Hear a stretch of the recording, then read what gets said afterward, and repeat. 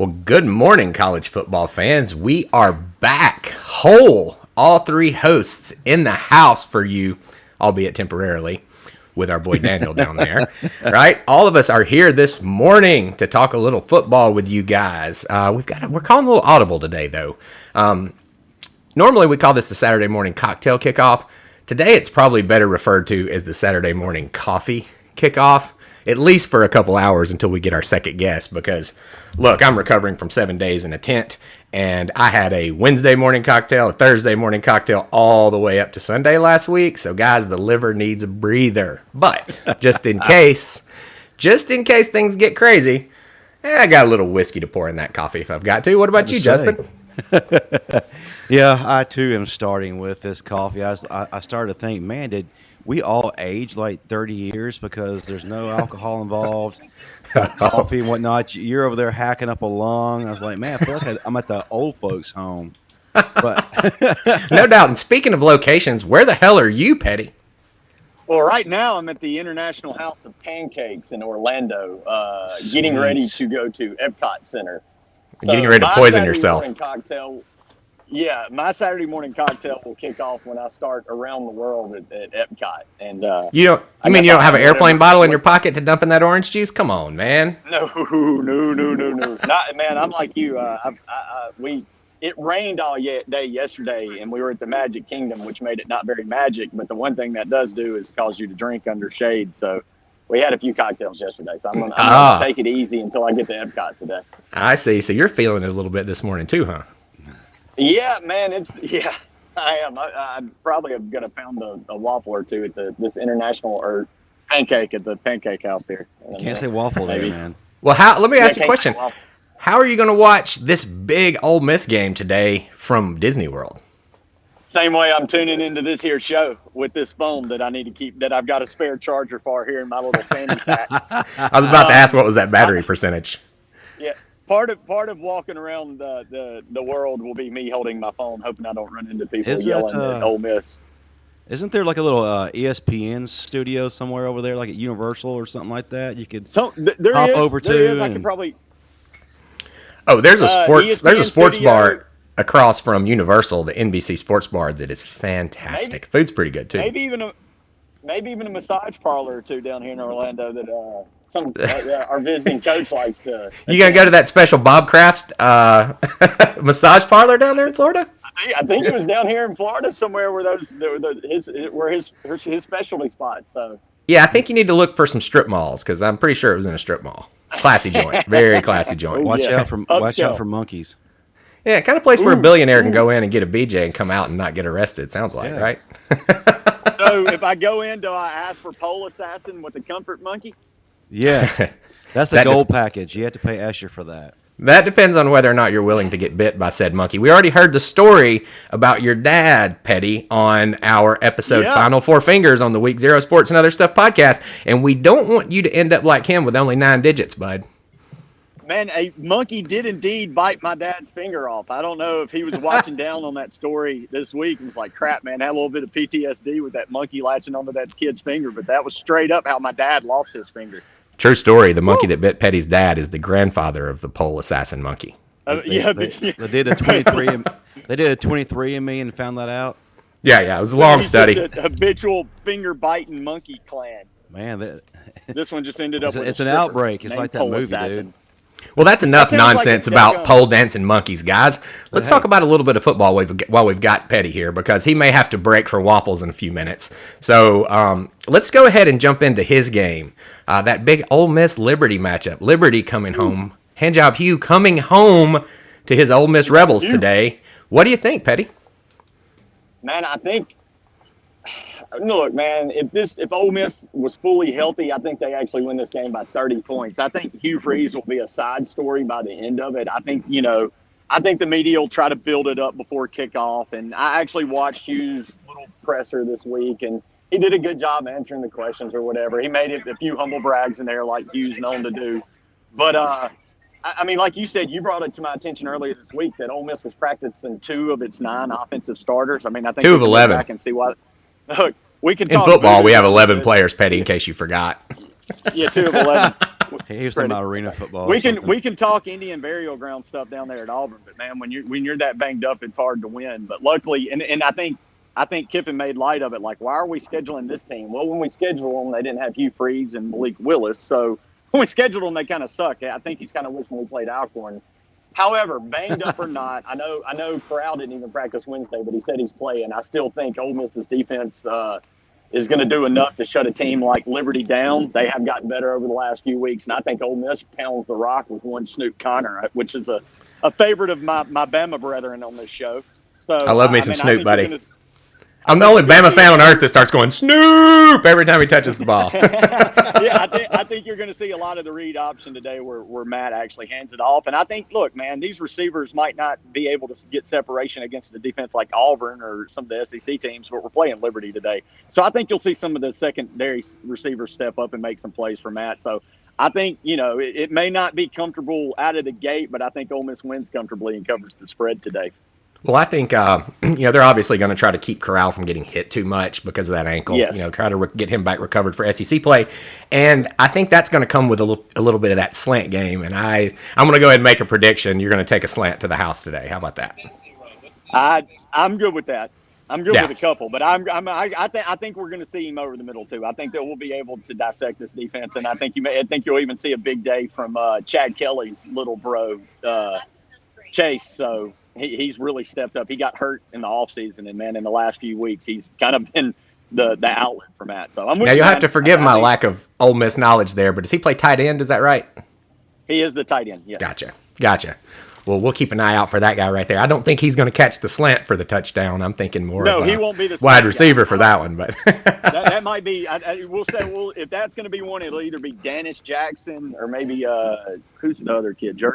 I can't get his name right. We've got a few freshmen that have kind of stepped up, and Jacor Pearson, the kid that dropped a few big passes against Tennessee, called a few big ones, and actually had the biggest day last week for Ole Miss of any receivers, number 0. So he could be your one. He's a little guy. He may be the one going over the middle and make that play. Man, I saw this stat. Man, it was crazy. You talk about injuries. Last week, this was on the Grove, so I got to give those guys credit. I think Chase pulled it out.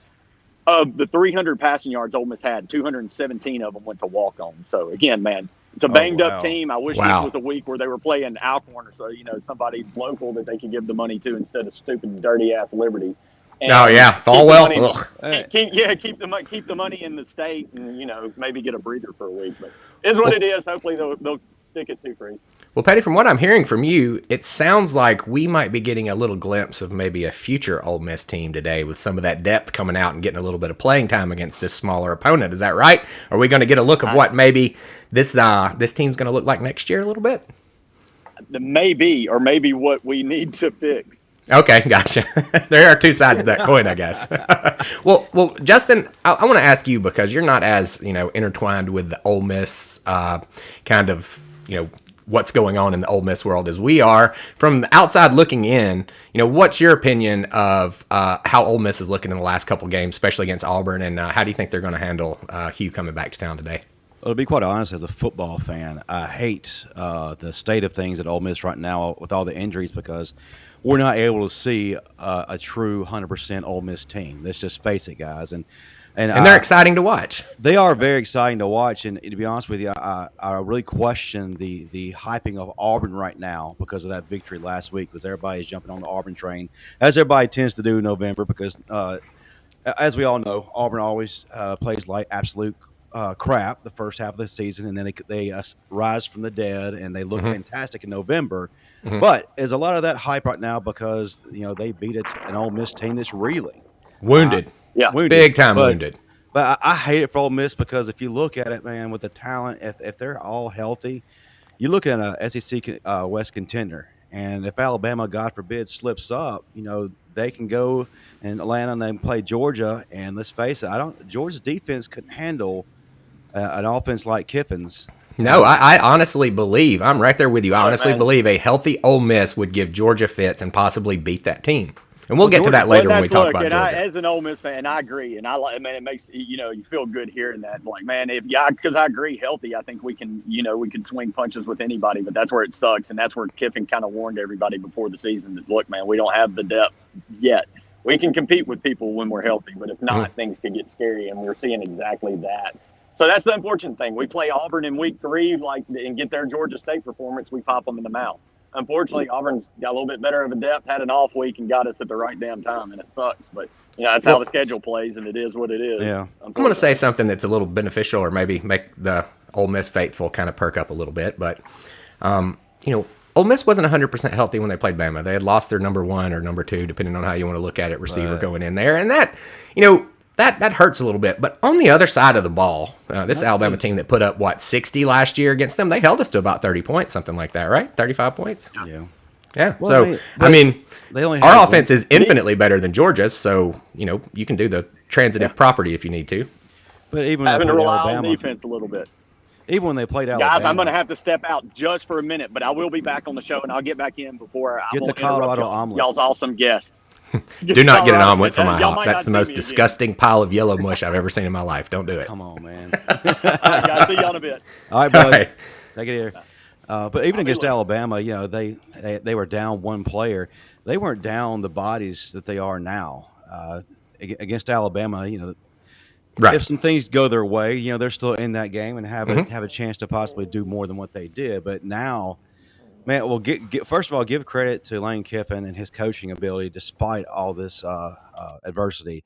And then, of course, huge hella credit goes to Matt Corral and what he's been able to do despite everything that's going on around him with his personnel and injuries that he's suffering, man. That dude is a soldier, and he still has my vote for Heisman just based on that. No slight to Bryce Young, Bama Nation. Don't get pissed.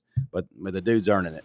Yeah, just based on what he's done. And we want to get back to this comment a little later when we're talking about that Georgia game, because Michael made a great point right here about Adam Anderson being suspended for the rape charge. And, I kind of have a feeling that's going to be a suspended until they play Bama situation. But I hope it's not as serious they say it are, because I hate when, this kind of stuff goes on with these college athletes. And, sexual assault is one of the most gruesome things that can happen. So if he's guilty of that, we obviously want him off the field. But you never know on these things until the real facts come out. But if he's still suspended, it's a big shot to the Georgia defensive line. And what's the deal with all these Anderson guys coming out and killing? Is there like some Anderson guy that went around populating the Southeast with defensive ends? There's a secret coalition that's been formed. We're not supposed to know about it. Right, secret coalition. I love it. Well, since Daniel's gone, let's step into one of the other games this week before we get into our favorite, the Bama game. Let's talk a little bit about that Mississippi State versus Arkansas game. What are you seeing in this? This one's a little bit of a shocker to me. Well, to be honest with you, Mississippi State is playing great football right now. They're a much better team than what the record indicates. To be honest with you, man, they're a couple of plays away and a bad call away from only having one loss, and that's to Alabama. Right. You're speaking of that Memphis game that had a very crazy ending. Well, absolutely. That call shouldn't have been made, and that determined the outcome ultimately. Mm-hmm. But yeah, so Mississippi State is ultimately a lot better than what they are. Proof in the pudding. The playoff rankings this week ranked them 17th or something.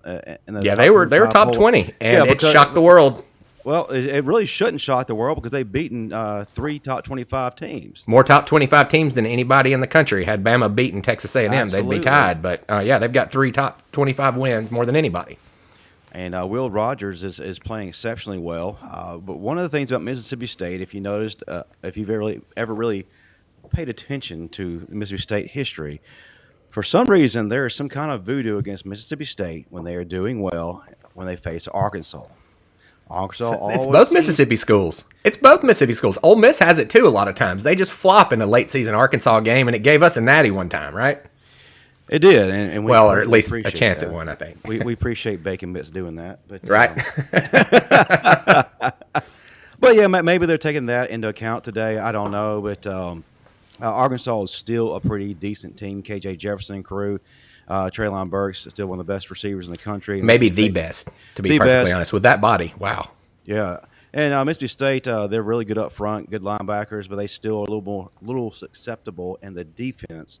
And they can give up the long ball at times. So if they're able to get him going, then, it should be an interesting matchup. But overall, I think Mississippi State's a more talented team. Well, Arkansas is kind of equipped for this air raid style offense with that ridiculously dumb 3-2-6 that they run, like Ole Miss, and that tends to work good for these high flying offenses. So I'm interested to see how this matchup goes. I've avoided picking this game because I really can't get a beat on it, to be honest. I don't know. I wouldn't touch it, to be honest with you. You can really go either way. I mean, logic tells you Mississippi State wins this probably in a convincing fashion, but weird things happen. I just want Mississippi State to win so we can get the post-game gold from Mike Leach. Yeah. Because, man, I tell you what, that guy's a national treasure. Love hearing him speak. He nailed out the candy corn last week, and I'm sure he'll get into cranberry sauce in the next couple of weeks, right? Listen, every post-game interview has been an absolute joy. So let's talk about this. My favorite post-game interview of all time for Mike Leach is probably one you're not thinking about, but it's right after the big fight in the bowl game last year when he was just acting like it wasn't even going on. It was friggin' hilarious. I think he does that by design, man. Sure. He's a really smart guy, and you've got to kind of really think into his posts and stuff because he's clever. You know what I mean? And a lot of times the jokes will go right over your head if you're not paying attention because he's a weird old pirate. Hey, fun little fact: did you know that he starred in an episode of Friday Night Lights? Shocked. I did not know that, but I'm going to tell you something. We're going to show that scene next week for sure because I've got to see it. It's in the last season of Friday Night Lights, so I'm sure everybody's going to be scrambling to YouTube after that little nugget. But yeah. Sure, we're going to lose all of our viewers to YouTube for that one. See them dropping down right now. Hey, man, that's arguably one of the greatest TV series ever if you're a sports guy. Well, I have a feeling we're going to touch on this game a little bit more when we get our first guest, Mr. Tim Hamm from Sports Illustrated, who covers the Texas A&M Aggies and the Arkansas Razorbacks. So looking forward to that. So I'm going to bring you off that, and we'll do our picks on that game once he gets in. So we can, I want to digest those good insights before I say something stupid, right? I say stupid stuff all the time, but I get a show. So, well, yeah, and you get a lot of views too. So, hey, I guess that means we can say stupid stuff. Well, speaking of stupid stuff, we called out what we like to call the WTF, or what the fuck line, on our Thursday morning podcast that came out Friday, Week 0 Sports and Other Stuff. And usually when we pick these games out, it's because the line just doesn't make sense. And I'm going to take you out of the SEC for this one right now. Don't do that. It's nasty out there. Too early to get outside of the motherland, right? Well, I've got to do it. I've got to do it because this one is one of the biggest WTFs that we've seen this year. And that is the Wake Forest Demon Deacons, 8-0, undefeated, traveling over to the most inconsistent team in the history of the world, the UNC Tar Heels. And believe it or not, the Tar Heels are favored by 2.5. What do you think about that, Justin? Let me ask you a more important question. Is Wake Forest really 7-0? I mean, look at them. Are they really that good? Isn't 7-0 a little misleading? Is there a good chance the ACC falls to Group of 5? They already are a Group of 5. Ooh, burn. I mean, let's just be honest, man. There's really outside of Clemson these past several years, there really has been no contender or serious noisemaker of any kind. And when they get to the bowls, they don't really pop, or there's no flair. But yeah, this Wake Forest team, they're 7-0. Congratulations. They didn't even do this back when Jim Grove had led them to the Orange Bowl against Louisville some years ago. Right. It's got them talking, and let's just face it, Wake Forest isn't used to receiving this kind of acclaim. So, look, love and enjoy it, but North Carolina, I mean, when I look at Mac Brown, I don't see a motivated guy unless you're talking about motivated to get to the dinner table. That dude's packed on about 25 pounds in the last couple of years. He seems like he is on vacation over at North Carolina, and I don't think, this guy squandered more talent when he was at Texas than most coaches will ever have on their teams. You know what I mean? And the only way he got that national title was because Vince Young was just going to get it. You know what I mean? So he's got the talent there, Justin. There's talent on that UNC roster, and they're never motivated. So will they be motivated to knock off Little Sister down the road just so that they can kind of own the triangle? Or, how do you think this game's going to play out? Will they come out and be the North Carolina they're supposed to be and actually blow this team out of the water? Or is this going to be another just mucky game? I'm going monkey, but the thing is, can't get that monkey out of your mind, can you? I can't. Old assassin comfort monkey. Pole assassin. I want to see I want to see Big Al come out. Let's get our terminology clear. It's an emotional support monkey. I want to see Big Al come out in a costume at the game. Do you think they'll roll him a pole out there where he can do a pole dance for us? I wouldn't doubt it. Well, they had the popcorn right there on hand during the Ole Miss game. So who knows what they got back there? How do you have like a ready to go outfit? I mean, for any occasion, that's crazy. Mind blowing. Props to the wardrobe department over there in Tuscaloosa. But Absolutely. back to our game. Yeah, man, they are very talented. Just look at the recruiting classes that Mac Brown's had. Sure. I mean, Done absolutely zero. Again, overhyped. he's great at squandering talent. And you gotta wonder how many millions is Sam Howell losing being there right now. I don't know, man, because this quarterback, this guy's supposed to be a good quarterback. I don't know if it's the system, but I always go back to Joe Burrow when I'm talking about how a good quarterback can just get flushed down the toilet in a bad system. Because if you look at Joe Burrow in his junior year at LSU, he was putrid. He was throwing as many interceptions as touchdowns.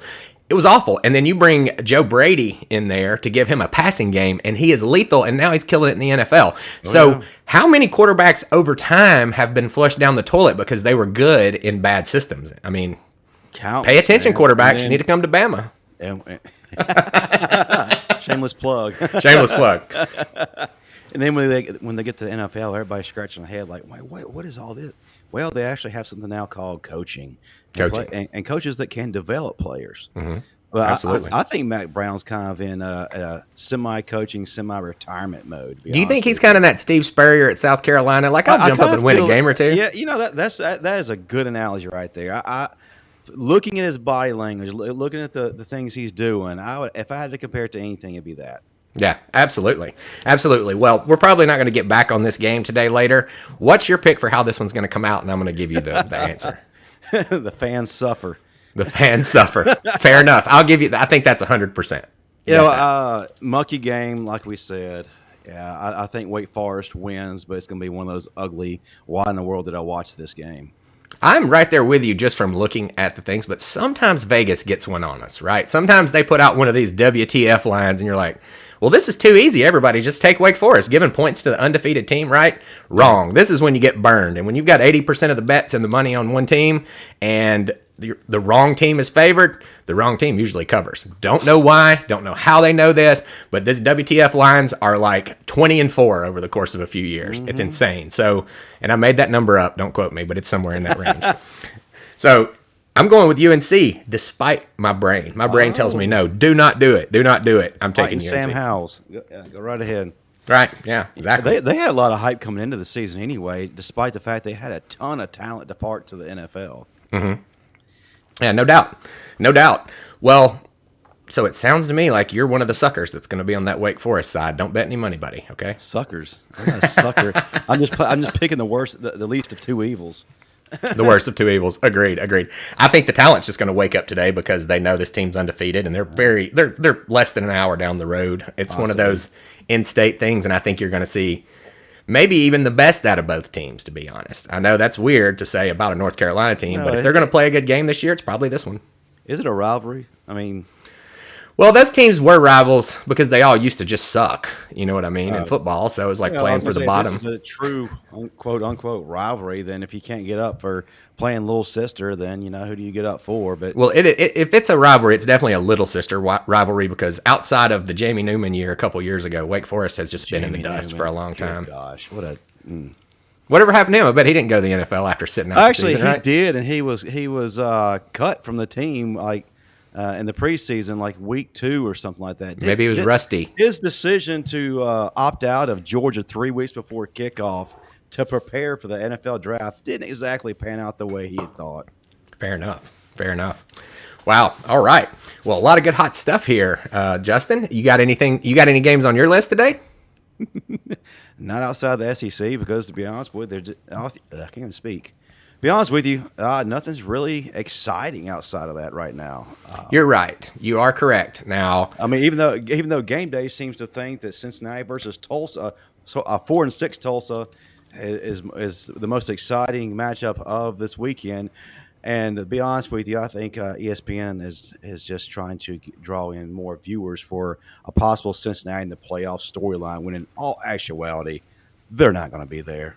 You know, that brings me to my biggest topic of the week. And I've been dying for a way to get you to this because we talked about it a little bit in our show, but we had to cut it short this week. What do you think about the nationwide absolute meltdown that came on Tuesday night when they released the playoff rankings? It's exactly what ESPN and all the media outlets wanted. Of course. Let's be honest, guys. All you people who follow these things, it's all cosmetic right now. It means zero. So everybody who's getting bent out of shape because of this team being here, that team being there, certain teams having privilege, it doesn't matter because it's all going to work itself out. The top 5, top 6 are going to end up playing each other at some point.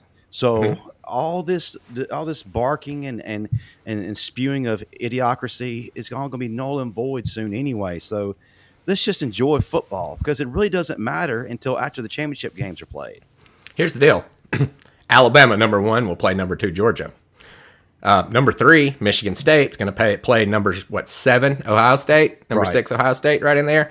That flushes 2 people out of the contention. And Ohio State's going to play Michigan as well. So Ohio State's going to play Michigan. The only team that needs to just pack it in is Cincinnati because their one win over a mediocre Notre Dame team probably isn't going to be enough to get them in there, especially considering the amount of struggling they've done against teams the likes of Navy, Tulane, and anybody else from the homecoming comp.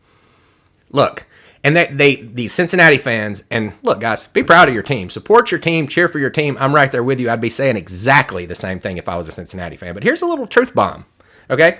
You guys played a wounded, mediocre Georgia team last year who couldn't give less of a shit to be in that game and still lost. And that was your Super Bowl. And Georgia, normally in these kind of games, the Utah comes out and beats the Alabama because they just aren't preparing. There's nothing in it for them. And you guys still couldn't beat Georgia. And this was a Georgia that lost several games in the SEC, putrid offense. So, grab a little bit of perspective before you start crying on the internet. And somebody actually made that point this week. They beat Georgia last year. Yeah, they beat a depleted Georgia team. And they didn't beat them. I think they lost in the last minute of that game. Is that correct? Oh, no, sorry, they lost. That's right. Yeah. Lost, sorry. Last-second field goal. But, they're saying, they nearly beat Georgia. This is the same Georgia team. No, it's not the same Georgia team. Because, like you said, that Georgia team was hurt. And that Georgia team got hammered by Florida? Yeah, that Georgia team, the players that actually were really good, they ended up opting out. I think their quarterback was probably the only one who didn't opt out in that game. I mean, correct me if I'm wrong. I don't. But saying their quarterback had already opted out with Jamie Newman because he had transferred over from Wake Forest, so they were with that Stetson Bennett kid that. Well, Bennett didn't start. It was. Was it? Why did I forget his name? Oh well, move on. Either way, it wasn't a fully loaded Georgia team that was motivated or healthy. No. So the fact that they still lost. That was their Super Bowl. That was their SEC. Like they put everything into that game, and they still lost to a half motivated Georgia team. Look, okay, it's not really a great story either. I mean.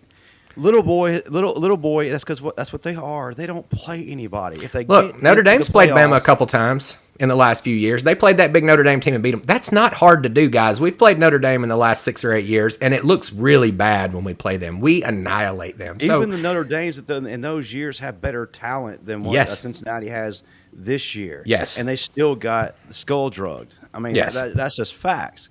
And to be honest with you, it's not that great of a story. I mean, Cincinnati doesn't play anybody, and if all their fans and all the people outside of the SEC want to complain about it, tell them in their non-conference scheduling to go schedule somebody worthwhile like Ohio State, LSU, Alabama, or one of the other Power 5 heavyweights when they're having a good season. Sure, but if you put a Cincinnati in there right now, they're just going to get boat raced.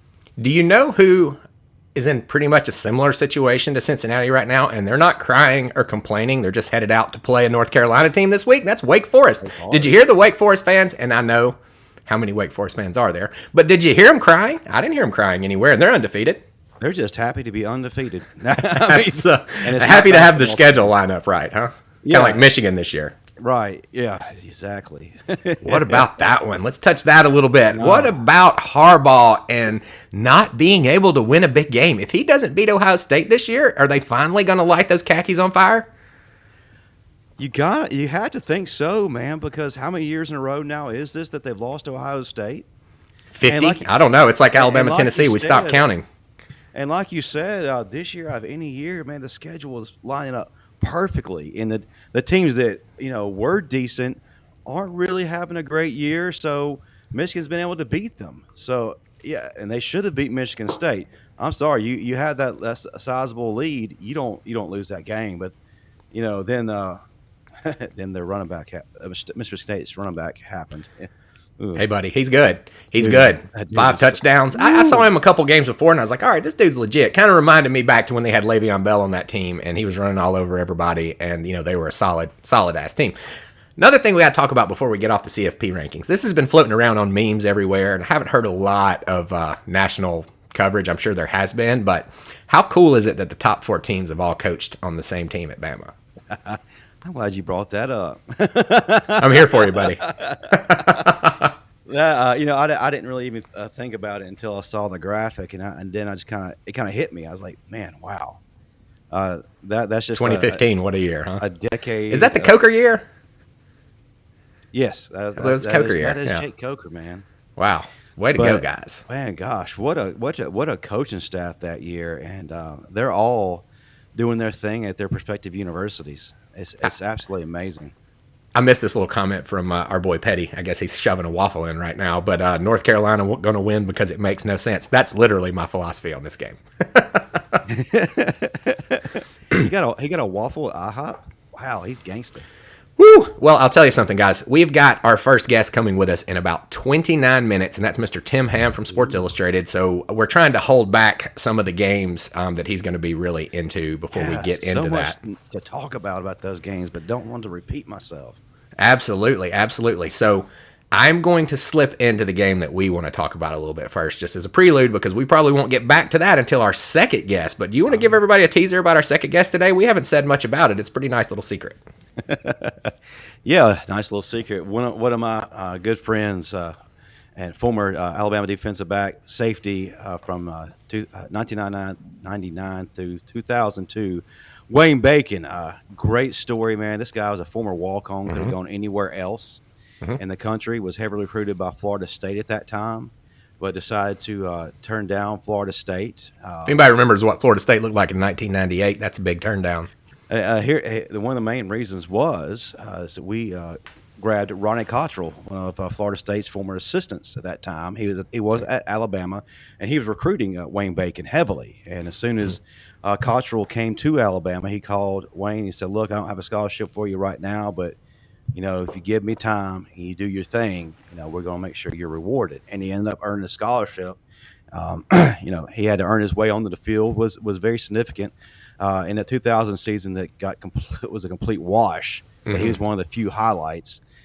2002, that was our preseason ranked number 2, finished 3-8 season, if I remember correctly. Yes. Yeah, but a tremendous guy, hard worker.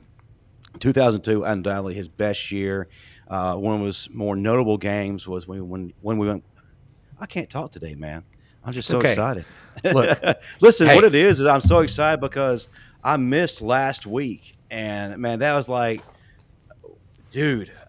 Hell of a show that we missed. I know. Good guest. A lot of great stuff. I had this empty feeling all day, and I had to be at work. Ugh.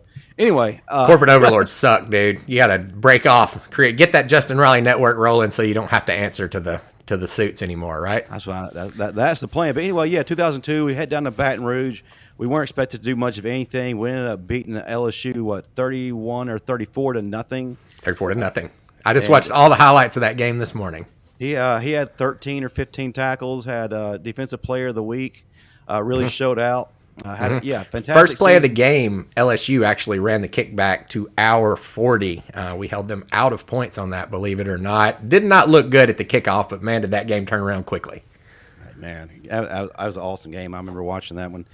Funny story, actually, I had tickets to that game, but my ride and my buddy bailed on me for a girl, so I didn't get to go to the game.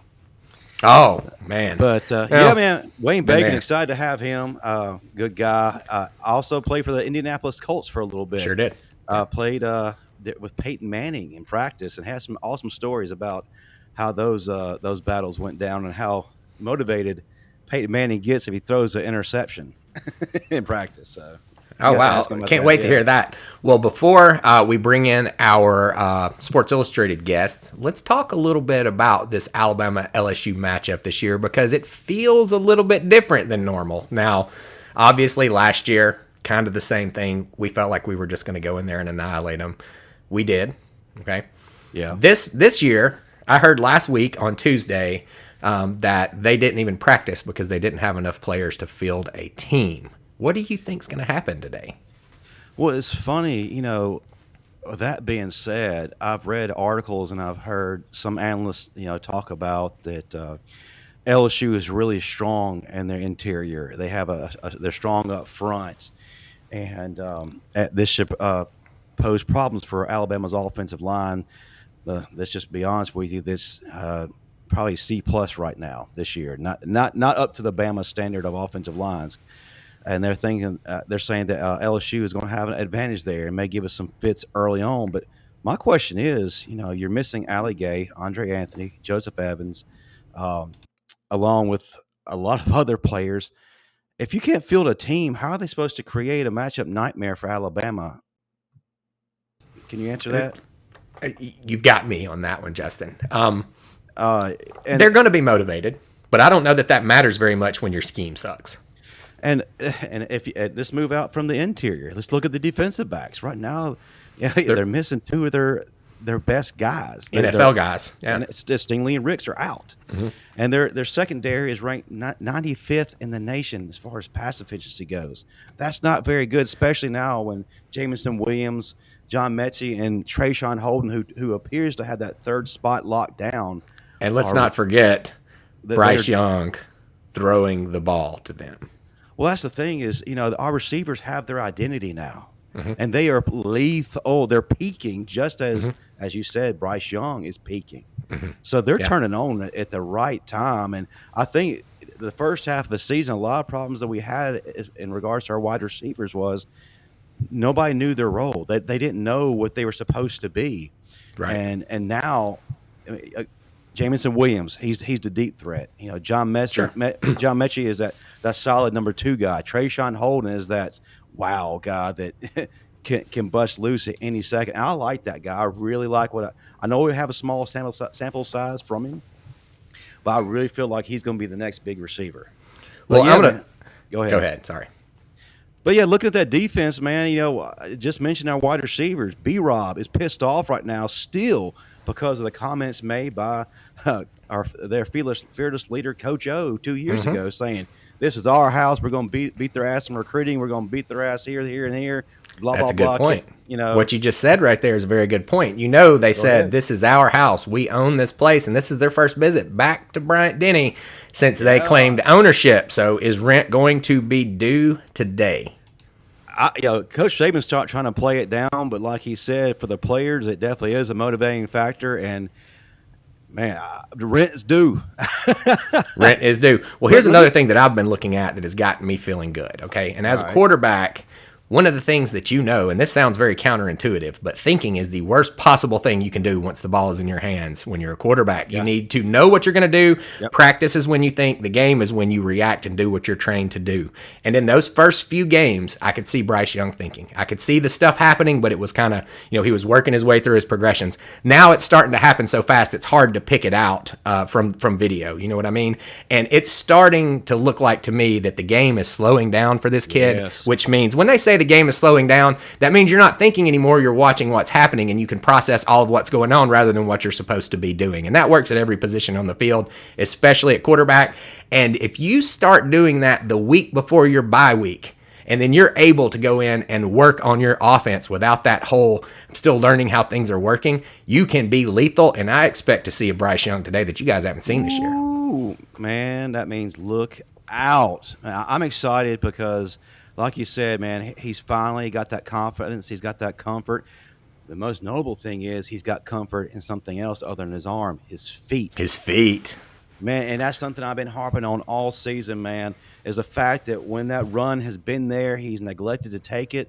But, man, against Mississippi State, he started taking a few steps forward. Against Tennessee, good gosh, man, I was like, finally, he's finally becoming that that guy that he was recruited for to be a dual threat. And, man, he's making people pay. I almost wish we didn't have that bye week, man, because it's like he started catching fire, man. Well, listen, we're talking about exactly the same thing right now, Justin. These two things that we're talking about, that's him stopping thinking. You know what I mean? He was having to make sure that he had the passing game down first, and I respect that because if Jalen Hurts had done that when he was young rather than taking off running every time, he would have developed into a better quarterback a lot faster instead of waiting until he got to Oklahoma to start developing for real as a passer. So right. I like seeing him doing that early in the year, making sure he had his passing game down because they can all run when they get there. And now that he's comfortable in his passing game, he knows when to run. And I love it. I think he's going to be a star for the next 4 games. Let me pose a question to you. Let me flip it over to the LSU side of things. Does Coach O, he's fired, does him staying there hurt this team? Yes. You know what you usually see, and Coach O has been the beneficiary of this several times. When they flush the coach and they put some new blood in there, everybody's reinvigorated. They're like, okay, we got a shot again. We don't have to feel like we're going to lose every game because of this guy. Right. And I think it was a huge mistake not dumping him out. I think it would have been a much better story if they'd have left him on the tarmac at Ole Miss like I predicted. Absolutely, because conceivably his players have quit on him. Mm-hmm. You had another player quit, I believe, last night, say he wasn't going to play against Alabama, and he was. Wow, I didn't hear that. Yeah, his name eludes me right now, but he was a 5-star guy. The guy they got out of last year's recruiting class. You think he's heading that transfer portal up to Bama? Well, I wouldn't doubt it. I wouldn't doubt it. But yeah, like you said, man, you gotta. Ole Miss probably, to be honest. I have a feeling that Ole Miss is going to raid the LSU Tigers this year. I wouldn't doubt it, but like you said, man, you've got to raid the toxicity right now that's being caused. At first, I thought maybe keeping him around was a good thing because the players wanted to play for him and he had a good relationship with them. But that right now is proving not to be true. The guys are quitting on him. You got guys who are hurt and are not wanting to play, and you got to move forward. The team has to get invigorated somehow. They need a spark, and plus the guys that you're recruiting need to kind of see, what that next step is going to be, and keeping him there longer than he should be is just kind of delaying everything for your program. Well, let me ask you this. What's the downside to flushing Coach O and bringing up some young up-and-coming guy that doesn't have a lot of experience just to see what he's got? I mean, I don't think it could have been any worse.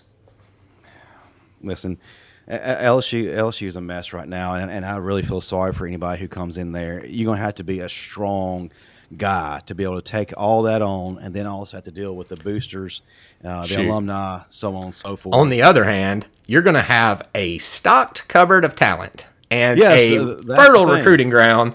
So, I mean, if Les Miles can win natties, if Coach O can win natties, it pretty much says anybody can win a natty there that's got any sense, right? Well, yeah, that has remotely any hint of sense. And let's just face it, they were not winning games because of Les Miles or because of Coach O. Their talent was just so good they won in spite of them. And right. The 2019 National Championship, that wasn't Coach O. That was a strong cast of assistants. Let's just call it what it is. I don't know if you saw what our boy Petty said here. He just took a break between waffle bites to tell us that Deion Smith, wide receiver at LSU, is already on the Ole Miss radar. They're already looking to get him in. I think if you're an offensive player at LSU and they don't bring in an offensive juggernaut coach, they're going to lose a lot of people up to Ole Miss. I just feel like Kiffin is going to raid that place. Yeah, Ole Miss or Alabama. I mean, we've already had one flip from there. So, yeah. They've got more space at Ole Miss. Bama might have a few slots because, we recruit pretty darn good. But they're still trying to fill up the backlog from the Matt Luke years. In Alabama, if certain players aren't playing right away, they go to Twitter. Yes. And Ajayi Hall, I know you're not listening to me, but, buddy, hang in there. Look at Devontae Smith's freshman year numbers, okay? Look at that. Go to class. And let's win some damn natties. I mean, well, look at anybody who's had to wait their turn. My guest on Alabama Standard this week, Kevin Norwood, he had to wait his turn, and his number was called in the LSU game, 2011 National Championship. Boy, did he ever get called! Man, listen, he made the Honey Badger his yacht. I'm gonna tell you something. TJ Yeldon gets the credit for that screen pass touchdown, but he got there because of 83, baby. Kevin Norwood made killer catches on the sideline, toes on the edge, falling out of bounds 2 or 3 times on that last drive. I love that guy. Kevin Norwood, Blake Sims, man, perfect example. Guy that was told to play several different positions before he finally settled back in. His senior year at quarterback ended up setting several Alabama passing records. He still to this day does not get the credit he deserves. And then you look at guys like Najee Harris. You look at guys like that's what I was going to say. Derrick Henry. Derrick Henry had to wait his turn at Alabama, and look what happened. He didn't get the full load of carries till his senior year. Well, you got and look at that running back group, man. They were 7 deep. Yeah. You know, Bo Scarborough talks about it all the time. He said when I got there, we had 7 or 8 deep. Yeah. And he said, transfer portal wasn't an option for me. I had to compete, and I'm going to take that position, and he ended up doing it. And Mac Jones, another one. Yeah. Oh, my God. Mac Jones is the perfect example. How many quarterbacks bailed during those 3 years? I mean, you got like 5-star Blake Barnett that bailed out early on. You've got Jalen Hurts that bailed. I mean, we had – obviously Barnett wasn't any good. Let's be clear about that. But I'm just saying quarterbacks don't usually have the patience to wait their turn. And Mac Jones is the starting quarterback at the New England Patriots right now because he waited his turn. And if he had come out in his sophomore year, you can bet that deep ball wouldn't have been as pretty. You can bet he'd have made a lot of mistakes. You can bet the fan base would have been against him. It was a perfect situation for Mac Jones, and now he's a freaking star. And might I add, he is leading all NFL rookie quarterbacks in every category. He's also leading first year, second year quarterbacks. Well, second year quarterbacks and quarterbacks in general in a lot of categories. So absolutely, he's doing his thing up there, man. So I don't know if you heard this, but one guy nobody heard much of, Joe Montana. You ever heard of that guy? Came out this week and said that he wished that, and he was on board for the 49ers taking Mac Jones in that third slot. That would have been his pick. Head scratcher. Head scratcher. How's Trey Lance doing right now? I don't know if anybody goes back and listens to our podcast. Maybe we predicted this. He's not any good. He's not a good passer. He's a running back. Well, it's like when he throws the ball, it's like he's mad at it. Yeah. Or he's having like a 5-year-old little girl tantrum. He has 0 touch, and that's a problem in the NFL. If you can't throw over the top of that middle level of the defense and let it rainbow over there and get it in, makes things a lot harder because you got to throw through windows of 6 people instead of throwing over them. Very, very difficult. And these guys that don't have any touch, that's their problem. And I'm going to tell you something.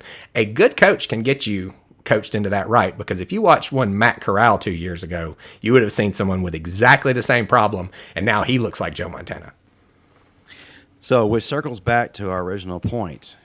If you're patient and you wait, it pays dividends. And it pays dividends. But in today's society, the worst thing you can tell any of these guys is the word wait. Right. A lot of these guys had the problem with, I'm so tired of hearing 4-star this, 5-star that. That's BS. That's a high school ranking. When you get to University of Alabama or whatever Power 5 institution, stars that don't means matter. Nothing. You have to earn your way onto the field. And let me make this point very clear, and Bo Scarborough and my guys have talked about this regularly. It's not just the practice field. It's not just the weight room. It's not just the classroom. It's a combination of a lot of things, and you have to earn the trust of your coaches and teammates in every single area. So just because you show up as a 5-star, that doesn't mean you're given the keys to the car. And right. And that's the problem with these guys. Don't seem to understand that. And on top of that, I think the NIL is one of the biggest reasons why we're having an issue right now. Oh, absolutely. I think it's the combination of the NIL and the transfer portal. Those two things together have changed college football dramatically. Without a doubt, because I was all in favor of the players getting paid, but the thing is, though, you got to be able to have rules and standards in place that kind of govern it correctly and not let it get out of hand. Because now you've got players looking around the room who aren't starters, but their homeboys are. The homeboys got this nice deal where they're getting all this money, and then or have a nice ride. They have all the things that they feel like they should be getting. And it's caused them to feel some type of way because they're on the bench having to wait. Right. So that's the issue right now. So a coach is having a hard time. It's this, and I hate to say it because it's the channel we're on, but it's this YouTube society right now. You can sit there and you can just flip through YouTube, TikTok. You just get entertained instantly. Everybody grows up with that mindset now. And if you're not getting exactly what you want in a few seconds, you want to throw it away and go find it, right? And it works the same way when you're getting into waiting for your turn at a football team. Right. Absolutely. So but yeah, these guys, that's all they're seeing. They're not understanding the they don't understand the journey. They all they see is the end game, and they think that they're automatically supposed to be propelled there, and that's where Coach Saban has had some issues this year. But and until they grasp what it means to earn your stripes and do the right things, it's not going to work out for them, and they're going to take to Twitter and make complete jackasses of themselves. No, you've got to earn it. And what this guy's saying right here, Mr. Motherfucker Jones, I've heard that name before. They do need to work on honing their skills. And go piggybacking on Smitty saying he would catch 100 balls every day. I don't know if you guys were here when we were talking to Mr. Gerald Poe, but he talked about his most impressive athlete he had ever seen was J.J. Watt. And after he got his $100 million contract, he went out and flipped 100 tractor tires, one for each million. You know what I mean? That's the kind of attitude you've got to have to make it. Right, and you bring up a very good point. A lot of these guys think that once they get to a certain tier, that equates to them, stopping or coasting. Right. So it's definitely an issue, and I think that's why Saban's had a kind of a hard time this year. Reining some people in, getting the defense focused on what they should be doing, and maybe that's kind of why we're having a few of the communication breakdowns. Of course, that's not the only thing. There's a combination of things. The breakdown of the defense right now, you got to take a look into this at this point in the season. Pride comes into play. If you're still having the same issues you're having, like blown coverages, missed assignments, not knowing where you're supposed to be, missed tackles, things like that, then it's a pride issue. Because if you've not fixed that at all, that tells me that you're lazy. So that coupled with a few things I just mentioned are definitely some of the factors that I think are leading to some programs struggling. Unless you're like a Georgia, and I'm not going to jump on that bandwagon. Well, not bandwagon. I'm going to jump on that train right now. If you look at Georgia, they have something right now that maybe Alabama has lost, and that's that hunger, that chip on their shoulder. That need to prove everybody wrong. And every week Georgia shows up. Yes, Georgia has not played anybody offensively that's worth a damn. Let's just call it what it is. However, every play I see the same exact intensity from their players, and it's unrelenting. It's been nonstop, and they're not coming down. It's like they're on a mission this year to overthrow Alabama, and you got to come with that tenacity week after week. So Alabama needs to return to that and get that chip on their shoulder, that dog that's wanting to fight for everything they got, if they're hoping to get past a lot of these teams before we even talk about playing the SEC championship. And that's another point, guys. Listen, we can talk all day long about how Alabama is going to match up against Georgia, how we're better in this area, that area. But the fact is, we got work to do. I don't want to hear about Georgia until we beat LSU, regardless of how bad the matchup is tonight. We still got to beat LSU. Here's what I want to do. I want to talk up Georgia for the next 4 weeks like they're the greatest thing since sliced bread. I want all the rat poison in the world to hit that team because they're not playing anybody for the next few weeks. If they get a scare, it's because they just play a putrid game. They're going to roll in there with their heads as big as this house, and they haven't faced an elite offense yet. So I'm hoping – now, here's the deal. They could be just as good against an elite offense as they are against a non-elite, but we won't know till they see one. They could. And don't they play Tennessee in 2 weeks? Tennessee plays fast, but again, they're not elite. A little bit of a challenge. I'm curious to see, because Tennessee offensively, although the record's not that great right now, Tennessee their offense is actually ranked in the top 10 in some categories. They're the fastest team in the country right now in plays per minute. Right. They do give up a lot of sacks. However, they also are doing a lot of other things right. So I'll be interested to see how Georgia's defense responds to that kind of offense. But yeah, I'm tired of the talk about Alabama versus Georgia. We got to earn our way. We ain't even there yet. Listen, that matchup on the Plains is getting crazier and weirder by the minute because, like I mentioned earlier, Auburn, it seems like every year the first half of the season they play absolute booty, and then November all of a sudden this switch comes on. And it's like they're raising hell and wreaking havoc. And heaven forbid we go to Jordan Hare, the Indian burial ground where voodoo happens, I'm going to make you feel a little bit better about this. I think the reason why they sucked for the first few months is that's how long it took Gus Malzahn every year to negotiate his deal with the devil. Takes a few weeks to get that down, But Gus Malzahn is gone. Brian Harsin is in. Right. And right now, Bo Nix is playing very well. However, a measuring stick will happen today. Yep. Against Texas A&M. And my argument, as we are going to be segueing to our first guest pretty soon. We got about 5 minutes till Tim Lamb shows up. My argument, Tim Hamm. Tim Lamb's Daniel's father-in-law. Sorry about that. Family. Come on, dude.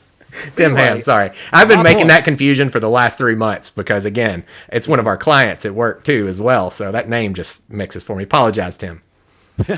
Tim's. I will, and I don't want to, say too much before he gets on here because I want to discuss everything with him. But one of my biggest arguments right now is why is College Game Day not at this matchup today? You're right. Because who did they choose over this again? Cincinnati against a 4-6. Big game. A 4-6 Tulsa. That's a big game. Big game. Now, let me ask you, is this game on CBS? Because ESPN hates to do game day at a CBS game. It is at CBS. There you go. Money, money, money. Follow the cash, baby. However, if you look at this game, it's 13 versus 14? Is that the rankings or something similar? They're very close. Yes, and there's a lot on the line in this game. Yeah. The winner of this game is still very much alive for the West Division crown. Auburn very, very much alive. Texas A&M alive. Yes, and for those of you who hadn't done your homework, if Auburn wins, all they have to do is beat Alabama. They're in. If Auburn loses, all they got to do is beat Alabama, and Texas A&M's in. Now they got to lose. Texas A&M got 2 losses already. Is that right in the conference? They have 2 losses. So basically, what they need is for Alabama to lose to Auburn. Yep, that's right. It looks like there you go. We're losing you for a second there, Justin. You may have to repeat what you just said. I switched to Boost Mobile this week, and this is what I'm getting. No, I was gonna say, there's a lot on the line here. Auburn's path a lot easier, A&M's path a lot harder, but definitely very doable. So this is a game I think this should be more publicized than it is. But then again, we're not ESPN. We don't get paid the big bucks, and we're not going to be politically correct and promote teams like Cincinnati. So right. No, I'm not. And Cincinnati, go beat some people. Seriously, you beat Notre Dame. Kudos. That's good. You beat a mid-tier team, and that's the fact of the matter. Notre Dame's ranked number 10, not because they're good, but because their name is Notre Dame. And I get Alabama gets some ranking for that too. That's fine. But Notre Dame gets it better than anybody in the country. They're always 5 or 7 positions higher than they should be. The years they were in the playoff, they went undefeated through a schedule that had maybe 2 ranked teams on it. Yep. And then when they got there, we saw exactly what they really were. So, again, don't get too excited about the Notre Dame victory. Okay? Hey, so let me ask a question. And that same token, why is Danny Cannell not talking about that in regards to Notre Dame? But he's so quick to pull Danny Cannell has made a living trolling Bama fans, just like the guy over in Memphis. What's his name? I can't think of it offhand. Finally, but Dan Wolken. Clay Travis, right? So those 2 people, they just go and say whatever they think will piss off Bama fans, and that allows them to get to get in there. But it looks like we have got our guest waiting in the green room right now. You want to give him a big introduction there? Ladies and gentlemen, I'd like to bring to the stage one of my good friends from SI, and he was formerly with Teague's Take. That's how I met him. For Alabama fans, George Teague has his own show called Teague's Take, and Mr. Tim Hamm here helped produce that, and now he is involved in a whole lot more. One of those things is covering the Texas A&M Aggies, along with some other teams. But listen, you got a big game today, so I had to bring an expert in to properly set this thing up. What's going on, Tim? How we doing, boys? Man, great to meet you, Tim. You as well. Yeah, it's a big day for college football today, and who would have thought, after the Aggies week 5, sitting at 3-2 with 2 SEC losses, that there would be another big game the rest of the year. I certainly didn't. Well, boy, things have changed, right? You guys are actually, we just finished talking about this right before you jumped in, but with a win today and a little Auburn victory over my Tide, you guys are in the SEC championship game. How crazy is that? Number one, insane. A Zach Calzada-led football team can be playing for anything at this point, which shocks the crap out of me. Not a fan. On that note, and I've been dying to ask you this question for several weeks. What did they give that kid? What happened the week before the Bama game that got Texas A&M's shit together and made them into one hell of a football team? Well, I'll tell you what. I'm going to bring up an abrasive name here in A&M Alabama history, and that name is Johnny Manziel. Oh, yeah.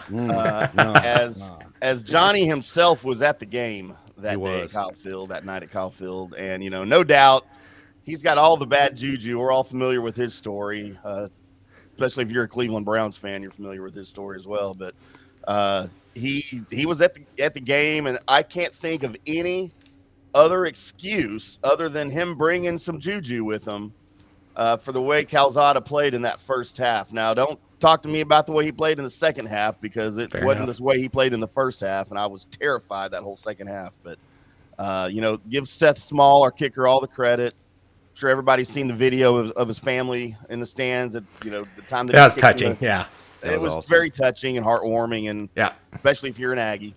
Yeah. But I don't know. There's the season. I described it as a roller coaster, up and down season several times over at allaggies.com for Sports Illustrated, and it's just shocking to me the way this team can sort of turn it on and turn it off, and they seem to turn it off at the wrong times.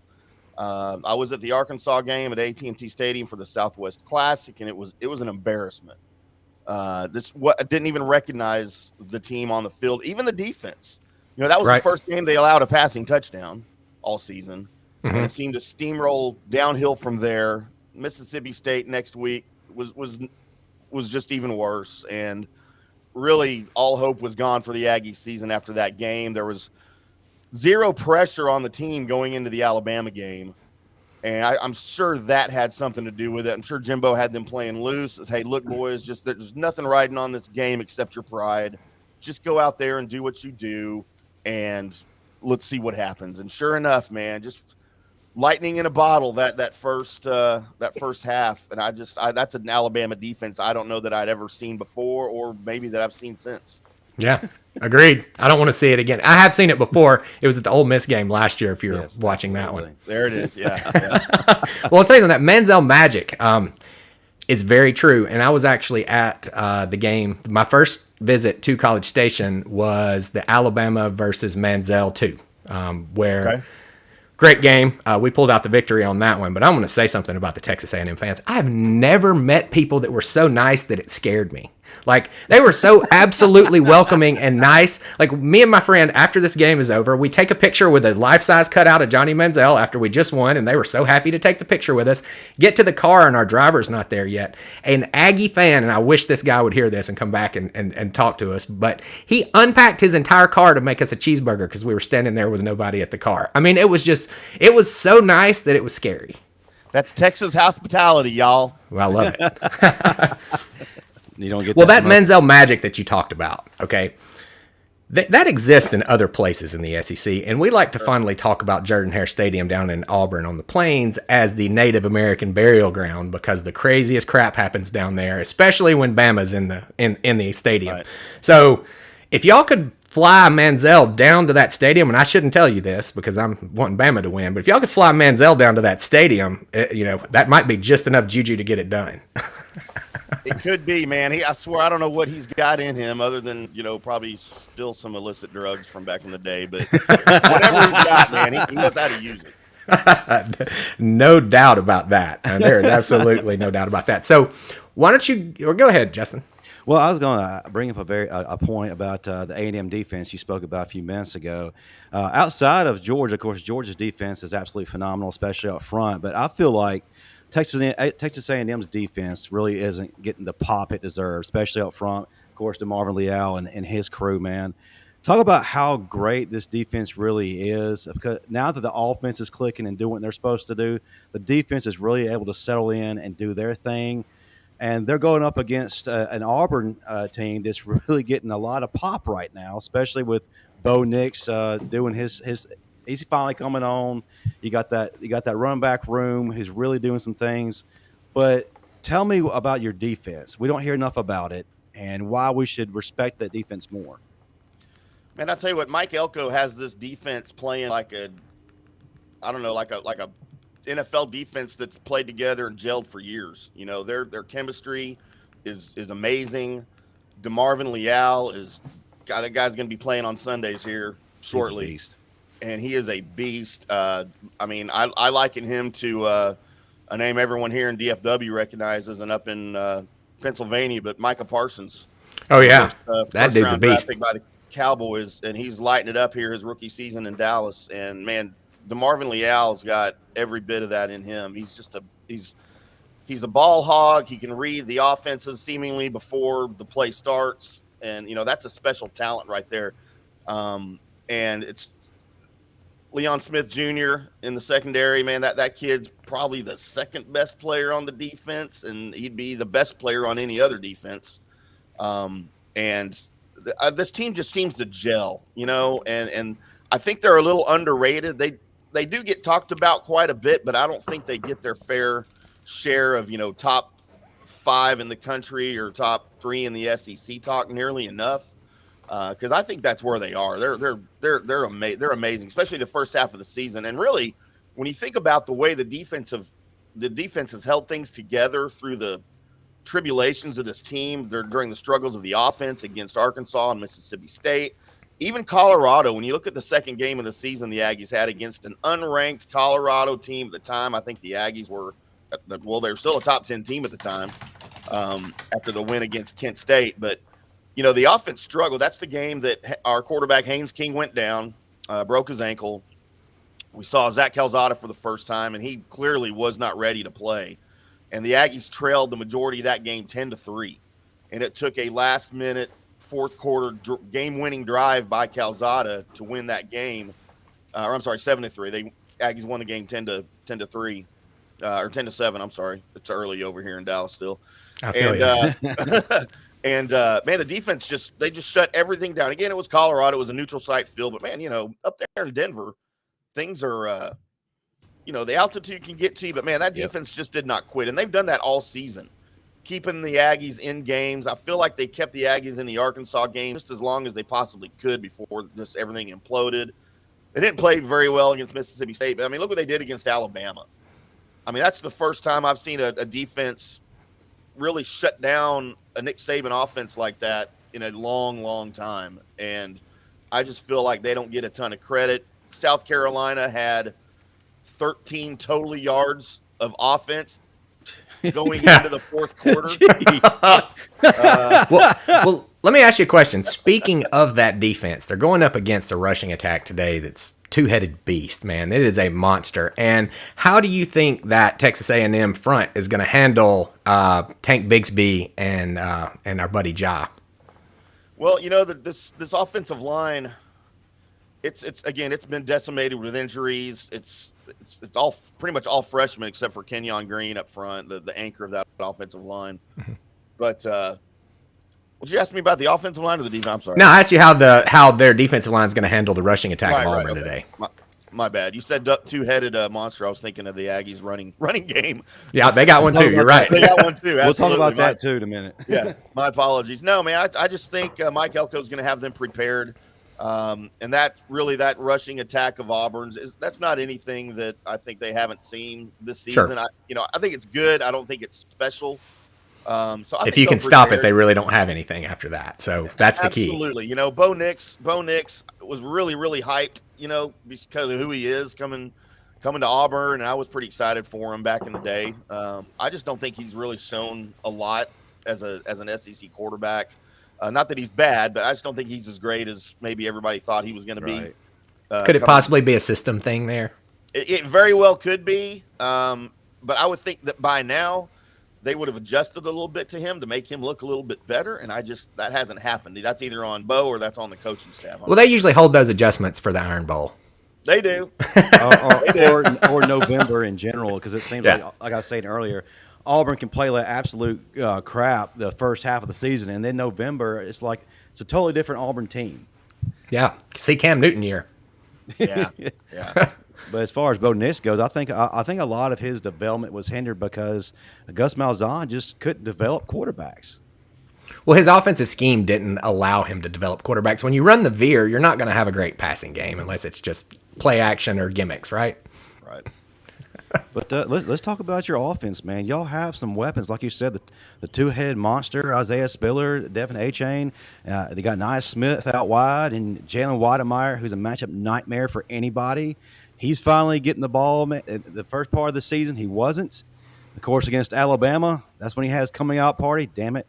But to talk about the offense and how it's evolving, because it wasn't just a one-game thing against Alabama. It's been consistent. I get the opponents may not be top tier. However, it's continuing to build each week, and that's what you like to see as a coach. Yeah, and I think the whole thing coming into this game is starting fast and starting early against the Auburn defense. You want to put some points up early. Again, Zach Calzada has been very average to mediocre since the Alabama game. And I think this is going to be a tough one for the Aggies, quite honestly. And I think it is going to come down to the offensive play of both teams. Sure. Whoever can get things going and keep things going. It may be a low-scoring game. I mean, I think I had the score, 21-17 as a final. I wasn't even sure which team, to be quite honest with you.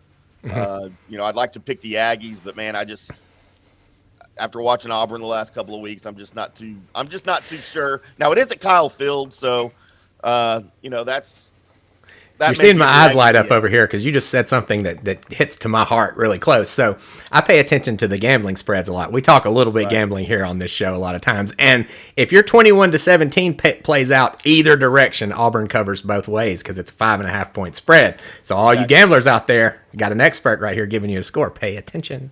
Yeah, exactly. Yeah, and trust me, we talk a bit about that on a couple of my podcasts as well. So it's I just don't think that either offense is going to shine today. But yeah, if you want to give one of the defenses an edge, I'd give the Aggies defense an edge right now. But again, I think it's just going to come down to who can play 4 quarters of football and keep it going. No, I agree with you 100% on that one because. We've seen this Aggie team, and, as of late, we've seen a much better Aggie team. Let's, hope they don't revert at any point during the season, right? Yeah, absolutely. 100%. I agree with that. Well, I've got another question for you that's a little bit off of college football because several of our always listeners are Cowboy fans. So Cowboys having a hell of a season. Had a little bit of bad luck lately. Can you just give us like a 2-minute, something on the Cowboys for all of our Cowboy fans? 2 minutes, something on the Cowboys. Well, I'll tell you what. Dak Prescott for MVP. Sure. Yes. His shoulder, his ankle, everything, his calf. He's 100% healthy at this point. Okay. And moving forward into the season, of course, Denver tomorrow.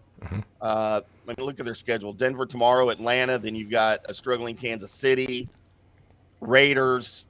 The Saints might be the best team on the schedule right now, to be honest with you, coming up. That's not a bad run there. The Raiders are, you write them off. They're done. I mean, they're losing their quarterback, losing their best wide receiver. Right. And I would agree. I'm a Saints fan too. I'm from down there, so I mean it's kind of tough for me to see that. But I don't know who's going to play quarterback for them, to be quite honest with you right now. But Cowboys wise, defense is gelling. The defense. This is not the defense we saw last season under Mike Nolan, of course. Dan Quinn's got this defense gelling. Again, Micah Parsons is having a beast of a rookie season. Randy Gregory on the end has been the Randy Gregory we all knew that he could be the last several years if he could have just kept his head clean and kept his mental health at bay. And now finally he's committed to the game and to the team, and look what he's doing. I mean, he's a beast right now. Tank Lawrence is coming back from his broken foot. He'll be back in a couple of weeks. Then you're going to have to deal with Micah Parsons, Randy Gregory, and then DeMarcus Lawrence, Randy Gregory, and Micah Parsons all coming at you at the same time. We've got a better interior right now. Neville Gallimore's coming back. Excuse me. Osa Odigizua has been from out of UCLA. Has just been a beast too, coming from the interior in his rookie season. He's another draft pick. The Cowboys drafted great draft. That's what I was hoping you'd get to. What a draft this year. Good God. 8 out of 11 players on the defensive side of the ball, and they needed it. And for the most part, they're all playing well. Role Kelvin players. Joseph, the second-round pick cornerback out of Kentucky, he's been injured.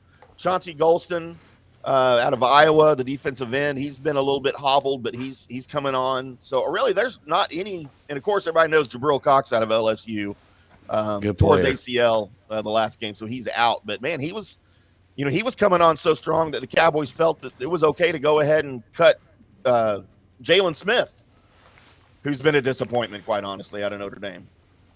No doubt. Well, he just got cut from the Packers, didn't he? He was released from the Packers. Yeah, released. Yeah. Well, I know our NFL guru, huge Cowboys fan, loved that little bit right there. So we appreciate you for jumping off college football for a second on that. As an Alabama guy, man, I want to hear about Trayvon Diggs. Come on, let's get. Oh yeah, come on! You missed our heart and soul. I was wondering when somebody was going to bring that up. Try to avoid the Alabama talk, huh? It's quite honestly, the Trayvon Diggs story here in Dallas is kind of a contentious one because you've got some football purists, some Cowboy purists that, of course, we watched him in his rookie season last year, and he struggled early on, but he's a rookie. Okay, of course he's going to struggle early on. He didn't have help. He kind of found he's playing under played cornerback for 2 years. Yeah, he's playing under Mike Nolan last season. It's his rookie year. Cut the guy a break. He kind of found it later in the season, but boy, coming on this season, of course, six consecutive games with an interception. He had 2 against Carolina. He's on pace to slaughter the Cowboys' single-season interception record held by Everson Walls from 1981. That's 11. The NFL record's 14. He's still on pace for that. He didn't have one against Minnesota, but he's still got 7 now through 7 games. But it's funny. He's kind of a contentious story here in Dallas because a lot of people don't like his style of play. They said he's a little too loosey-goosey. He's too much of a gambler. He still gives up a lot of yards. He still can allow the big play. And I will tell those guys, as I have on our podcasts and on radio interviews here in Dallas, that you got to let the guy play. Look at what he did in Alabama. Nick Saban's known as sort of a defensive backs guru, right? Mm-hmm. And he likes to keep his thumb on those boys, and he likes to control their game and teach. He didn't do that with Trayvon Diggs. He let Trayvon Diggs play. He let him gamble because he knew that was his game, and he knew that's how effective he was going to be. You don't doubt what Nick Saban does with a player, okay? So let him do that in Dallas, and Dan Quinn has done that. Mike McCarthy has done that. The defensive players love Trayvon Diggs. He's a boost in the locker room.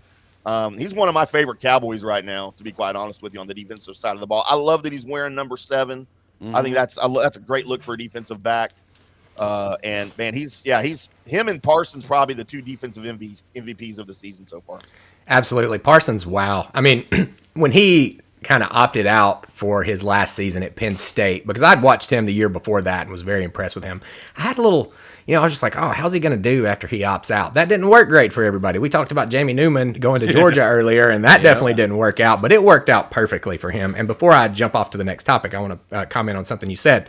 Saban letting him play his style. His style's different than other defensive backs because he's a former wide receiver, right? I mean, he comes in, he's got ball skills. He knows how to put himself in position to get the ball, right? And it's, if he's not playing exactly like all the other corners, it confuses the quarterback a little bit. So there's some benefits to that, I would say. And I agree with you 100% on letting the kid play because it seems to be working. Absolutely. Well, all right, let me reel you over to college football one more time again because we've got another game that I think might be on your radar, and it's the Arkansas versus Mississippi State game today. You got any thoughts on that one?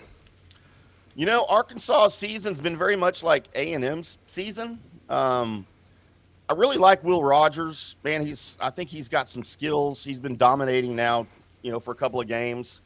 Especially against Kentucky. What a big win that Kentucky. I mean, that was their Alabama win for, if you want to compare their season to the Aggies at all. Sure. The defense has stepped up here. Arkansas, again, I think they're 2 very similar teams. And this one, I think, is much like the A&M and Auburn game. I think it's going to be really close. I think it's going to be a little more high scoring. You're probably looking at both teams hitting the 30 mark here. Just because of high powered and how consistent their offenses have been lately. I'm looking for probably a 35-31 Mississippi Okay. State win, to be quite honest with you. Got it. Like that. Going in there and taking the victory. I think our guy Petty also is picking that game this week. And the Ole Miss fans, I think they ought to keep an eye on this game too, because Arkansas and Ole Miss look a lot alike on defense and a little bit alike on offense. They play a similar style of football, and it's going to be interesting to see how that goes up against their in-state rival, because going to Starkville is never a good thing for those guys. No. Not at all. And, I mean, I tell you what, this story of, the Liberty story, it's a good one. And then this week you've got, of course, Matt Corral. His story's been great. I think he's sort of fallen off the Heisman watch a little bit, in my opinion. He's just banged up. Really up. by no fault of his own. Right. Yeah, no. And he's going to be great on Sundays, one of Sure. these days. And then the Liberty quarterback, I forget his name, Willis? Malik Willis. Malik Willis, yes. His little Heisman watch story was cute, at the beginning of the season. Cute, yeah. But, no, not to take anything away from him. I mean, he's a good guy. He's going to be a good quarterback moving forward. But, I just think Ole Miss has got too many weapons. Mm-hmm. I think the roster top to bottom's clearly better than Liberty's. Now, this one's I think Liberty's going to play them tight, and I think Liberty's going to be able to score some points. This is another one of those games I think it's going to be somewhat high scoring. You're probably looking at like a 34-28 Ole Miss win. And Okay. I mean, when I say win, I mean they pull it out a little bit late in the game. I like that too. I mean, you see these kind of up and coming smaller schools, and when they run up against the big schools, they can hang with them as long as their first string doesn't get tired. And when the depth starts taking over, SEC just we just got a lot more depth. I mean, even almost all the way down to Vanderbilt. Leave them out because, dear God, what a shit show. But I do think that when you get in the fourth quarter, it's going to be all Ole Miss. Absolutely, agree 100%. Heck yeah. Well, if Ole Miss is healthy, though, it's not even a conversation. It's going to be a blowout win. But since they're pretty much down to what you say, 2 out of 11 starters are playing now because of injury. So that was a fact that came out earlier this week. 2 out of the original starters for Ole Miss's offense is all that was practicing this week. Wow. Yeah. So they are debilitated. Yep. Yeah. Good thing for Ole Miss, though, is their defense is kind of coming around a little bit toward the end of the season. They're getting a little bit better. They're blitzing some people now and then instead of just trying to play a 3-man offensive front in the SEC, which blows my mind. Man, if you can make that work, you deserve it. Because in the SEC, that doesn't work. Yeah, our other co-host, he's not here right now, but I'll throw in his quote. He's like, if you got Richard Sherman and Ronnie Lott and a few of those guys back there, then yeah, you can run a 3-2-6, but I don't know if you're doing it right now. Well, before we let you go, if you would, man, give a final synopsis on your game today. It's a very important game, like I said. Not getting the notoriety it should be, considering that the West is very much alive right now. Give us a final score. Also, give us a player or two that maybe that we should be paying attention more than what we are. Well, I tell you what. Again, I think the two teams, Auburn and Texas A&M, very closely resemble each other. They both had whirlwind seasons. Of course, A&M started in the top 10, then completely fell out of the top 25, then back in the top 15 now at number 13. Yeah, thanks a lot for being unranked when you beat us. I've been hearing that shit all year, and I'm tired of it. By the way, that's one of the many little gripes that Danny Cannell has is Alabama lost to an unranked Texas A&M team, and Oklahoma still won over Kansas. There's a great difference between Kansas and Texas A&M. Let's just leave it at that. But sorry for that little soapbox. Go ahead. No, that's what Danny Cannell needs to go back to where he came from. I think I don't agree with a lot of what he says. 100% with you, but he's just a troll, and that's how he gets listeners, by us commenting and being mad at what he says. So I've quit responding to him like you would do a kid that's getting on your nerves. I got 6 of those things here in my house, so trust me, I know how to tune that stuff out. That's awesome. That's awesome. Well, Saturdays when the TV's on. I want to say a little something, about your show. Justin and I are both big fans of the Drunken Sports podcast, and why don't you tell our fans a little bit about it, because I'm sure they would enjoy getting over there and taking a listen. They definitely need to. Yeah, I tell you what, it was our first show on our podcast, and it just started out me and a buddy literally in his garage on a Sunday night drinking, and had a handheld tape recorder about 3.5 years ago, and that's how it started. And it's grown. We do it live on location now, and it's literally Just us, my buddy Colby Stapp and my friend Lance Dorsett that lives up in Missouri now, and he does it remote, kind of like what we're doing here. Sure. But we literally do it live in a bar here in DFW every Wednesday night at 8 o'clock, and we talk a little bit of sports, of course. It's pretty Cowboys and NFL centric. We do a little bit of NBA, some NHL talk during those seasons, but a lot of times it's just us having fun doing guy bits. And as a matter of fact, we did a bracketology segment last Wednesday where we ranked the potato dishes. So I seeded different ways to cook a potato, 1 through 16, and we went down our brackets and we voted for them. Potato salad came out on top, by the way. Potato salad came out on top. Mind blowing. Now I love potato salad, but give me the top 4 real quick, just so I know. I missed this one. I'm gonna have to go back and listen. Garlic mashed potatoes, baked potato, and poutine. Wow, well played. Well played. I'd throw a hash brown casserole in there as a honorable mention. Hash browns were on there, but they fell early in the first round. I forgot who they fell to. Oh no, not hash browns, specifically Cracker Barrel hash brown casserole. Much different. Yeah. Much different. I agree. Those are pretty great. Well, my favorite. But we have a lot of fun bits, and we do a lot of stuff like that. We'll do a top 10 list occasionally, or we'll do an Ask Me Anything live segment on YouTube, or sometimes we'll do a Would You Rather. We'll answer some hypothetical would you rather question, and we're all just sitting there drinking, having a good time, and it's a 2-hour show. And by the last 30 minutes, we're pretty snookered, and it's slurry a little, slurring our words a little bit, and it's a lot of fun. I can feel that if you go listen to any of our extra long podcasts. Like most of ours are probably 40 minutes to an hour, but if you pick up one of those 2.5-hour ones, it's going to be hard to understand me toward the end. Gotcha. Yeah, I mean, sometimes I go back and watch my shows, and I'm like, it's funny, last night I don't remember ending the show, and I've got to go back and watch the video to see how we ended it. That's awesome. Yeah, I have to go back and retake notes so I can write the description. Yeah, I have absolutely been there on that. Well, another question I want to ask you. Well, first off, you said podcasts early. So you've got several. Why don't you give us a list of what you got so I can go subscribe to all of them? Yeah, so I've started a little media conglomerate called DSP Media. DSP stands for Drunk Sports Podcast because that was our first show. So DSPmediaonline.com is where you can find all of our shows.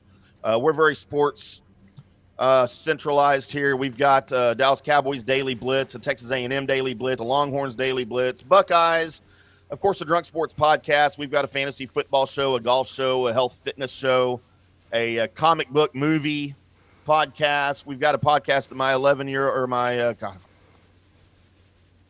I say down on the air, he's going to shoot me. My 13 does with me, where it's basically we just delve into the mind of a 13-year-old boy, and it's but and then that's cool. One of our great flagship shows is one of our great flagship shows is the Fish Report with Mike Fisher, who's been a Dallas Cowboys insider over at the Star since 1990. And he comes on and does his spouting his knowledge of Cowboys. If you're a Cowboys fan, you need to check him out definitely each day. All of these shows, for the most part, are on YouTube. We've got links to them, on DSPmediaonline.com. But it's always a good time. Well, I noticed you didn't have a Crimson Tide Daily on there. You know who to call when that comes up. And I get asked about Crimson Tide a lot. I've been asked for some reason about Vanderbilt. I don't know who wants to hear about Vanderbilt. Hey, man, I am a former season ticket holder of the Vanderbilt Commodores. Are you? Yeah, absolutely. Bama was playing them there one year, and it was like $200 for a ticket, but I could get season tickets for $80. So. Wow. Season tickets for $80. That's like one game at Alabama. Absolutely. And let me tell you something. There's nothing better to do at 11 o'clock than to walk over to the Vandy Stadium from your house in Nashville and sit down and gamble on a Vandy versus Arkansas game. Win some cash.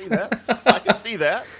Look, when I was single when I was living there, and the population of smart, pretty girls at Vanderbilt's pretty high, so I liked hanging out on that campus. No, I've been to the campus. It's gorgeous. The scenery's nice for sure. Doesn't touch Ole Miss when it comes to girls, though. I married a girl from there. I will say, a road trip at Vandy is probably one of my favorite as an Alabama fan because of what you just said, and then being in downtown Nashville after the game, celebrating a win. Lots of fun, man. You gotta love Nashville. Yeah, no doubt. Great party town. It is. I have to go back to your bracketology, man. I really enjoyed that one that you had regarding kids' TV shows. Yeah, we did. Yeah, a little emotionally involved in that one. We did a 4-part series of TV show theme songs, and one of the brackets was kids. We did current sitcoms, we did classic sitcoms, and then we did like dramas. And Hawaii 5-0 won all 4 brackets. It was the winner in the finals. So. Oh wow. That's awesome. I mean, like we just have fun with stuff like that, just doing stupid stuff. I was mad because I think Thundercats or either He-Man, I forgot which one it was, got put up by somebody that they had no business losing to, and I was frustrated the whole show. Man, Thundercats was a cult show. I loved that. That was my number one for a few years. It's amazing to me how emotionally involved people get in their kids' TV shows. You know, Sure. I mean, I'm the same way with stuff. Look, Jetsons Meet the Flintstones is still the best piece of cinema ever put on TV. I agree, man. I love that era. I love that era too. That's great. Well, yeah. Go ahead. Well, Tim, I've got two more thoughts for you when we get through this. Obviously, one of them is we've had your Twitter handle hanging out down there at the bottom of the screen all day. IndyCar Tim, are you a big IndyCar fan? I guess. So I'm a big IndyCar fan. I have been since the early 80s. Went to, I don't know, countless Indy 500s in a row, probably starting from like 86 all the way through the early aughts. And the moniker came from, that was my very first shot really at radio full time, was in the early 90s. I got on board with a local radio station here in Dallas, doing a motorsports show every Wednesday night from 8 to 10, called Motorsports Weekly. I was the open wheel guy, so the station dubbed me IndyCar Tim. The other guy was a NASCAR guy. He was NASCAR Dennis. So we had Motorsports Weekly with IndyCar Tim and NASCAR Dennis. And that show, it's funny, that show evolved because it was late at night. There wasn't anybody in the studio back then at night. We'd take a 12-pack of beer with us. That's kind of how the drinking on the air started. But that show sort of devolved rapidly from a motorsports show to just guy talk. Two drunk dudes. But it's funny. It's even now, here we are all these years later. I kept an affiliation with that station, and then the 105.3 The Fan that's here in Dallas. It's the big sports station now here locally. I know all those guys, and I'm on occasionally helping them out with some things. And just the name, you mentioned the name IndyCar Tim, and I had no idea about this. People ask me all the time.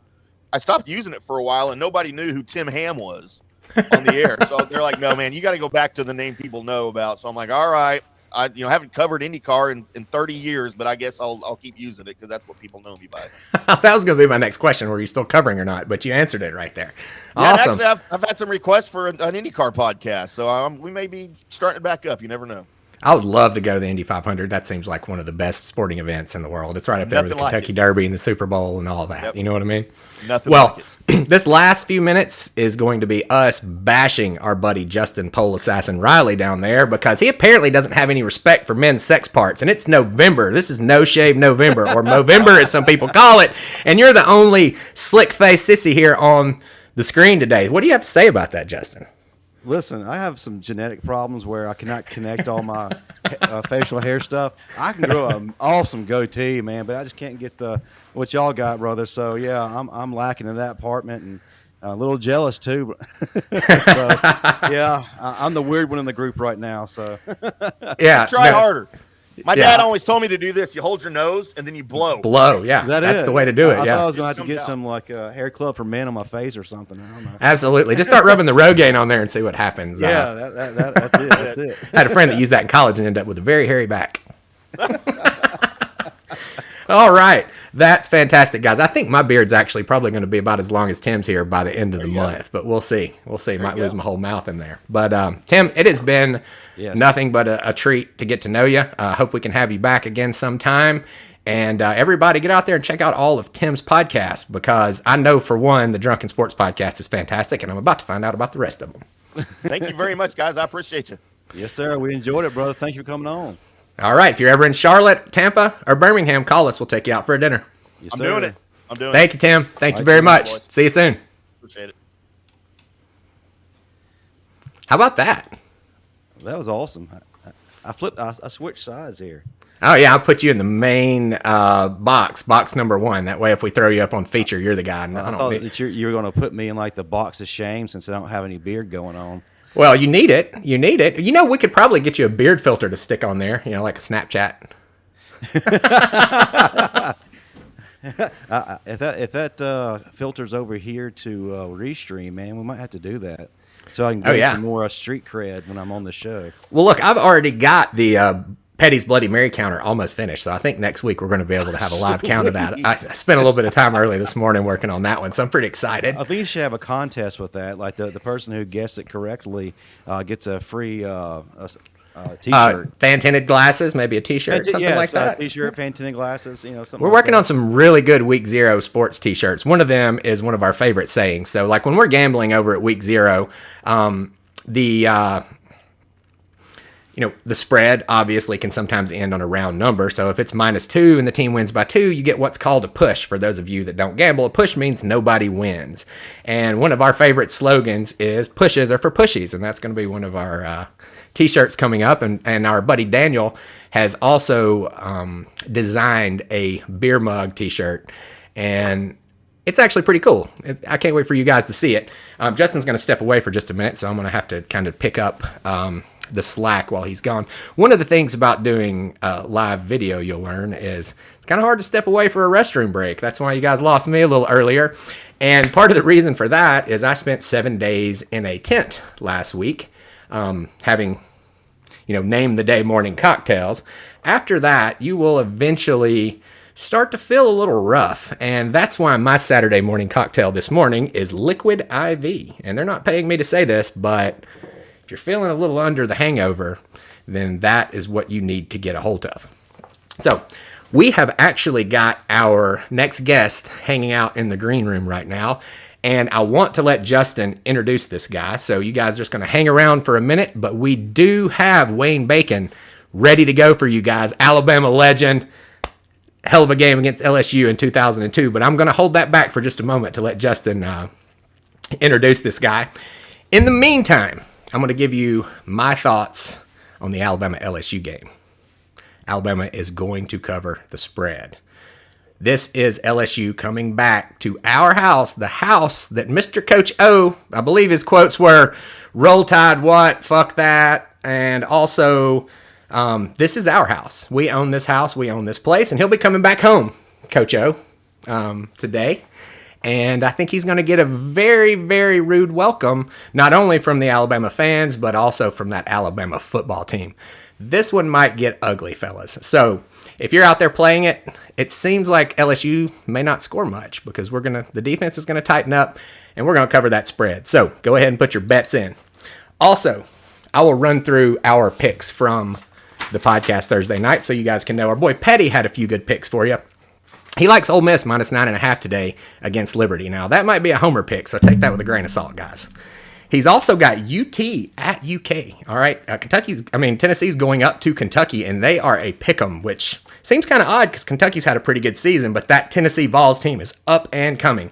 He likes UT to win that game outright, and he's also got the under in the UGA Missouri game, and I think that's because he believes Missouri isn't going to score.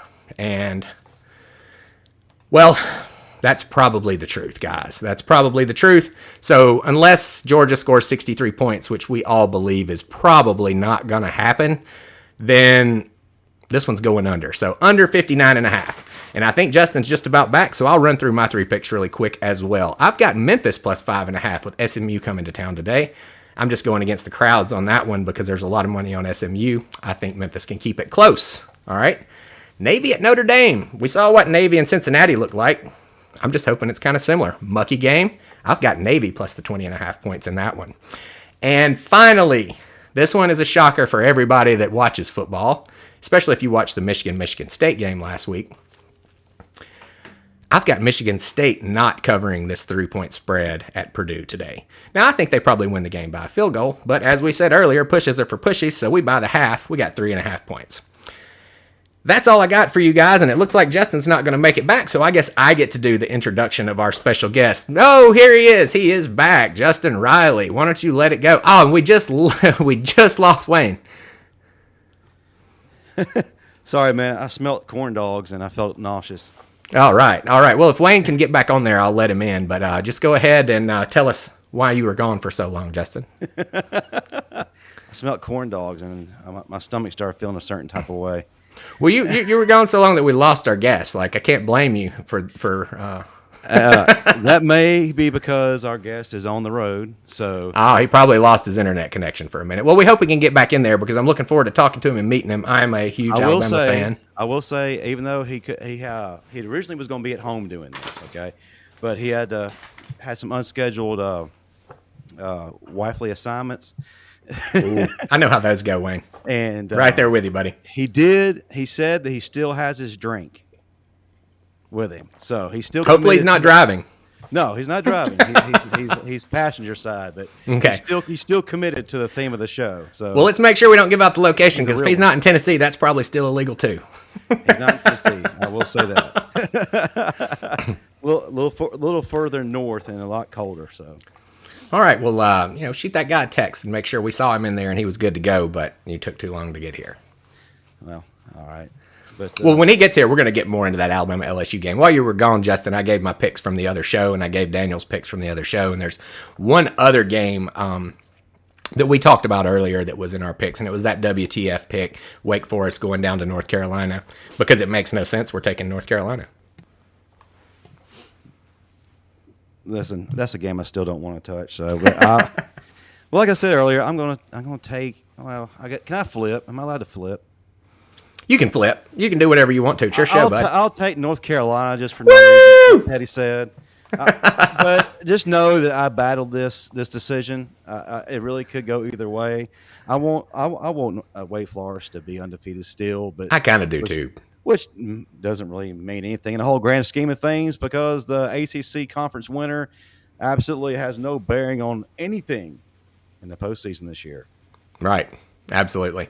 Unfortunately, and I hate that for the ACC because, they've given us a couple national champions who got to walk through their regular season schedule to get to the playoffs and get there healthy and everything else.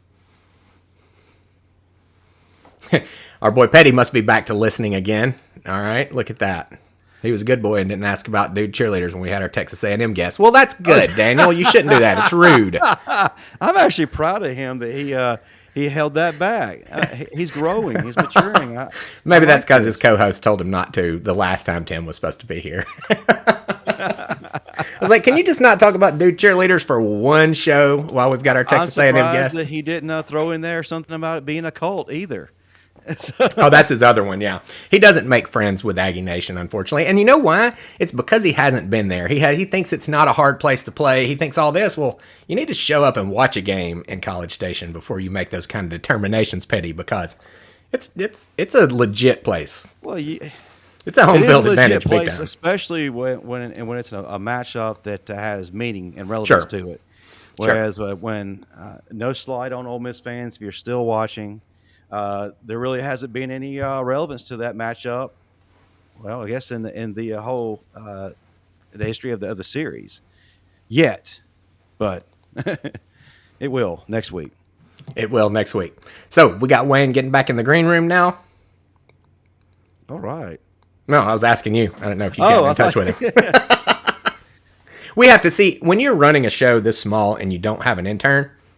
Plug. Anyone wants to be a video production, audio production intern for Week Zero Entertainment, info at Week Zero Sports.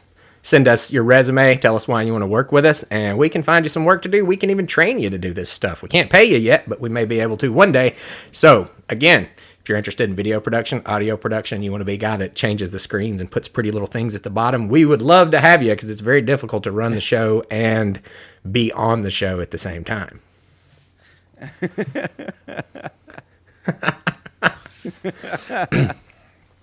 Well, let's just go ahead and get into the Bama game. Let's talk about it. Justin, keys to the game. Whenever Wayne gets here, I'm going to break you off, and we'll bring him in.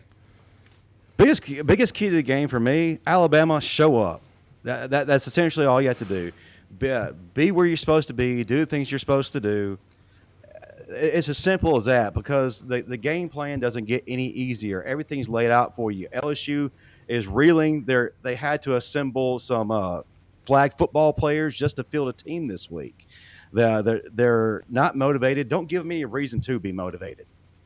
So just come out there, take them out early, use that anger from 2019, and just beat the hell out of them. I do have one request though. Okay.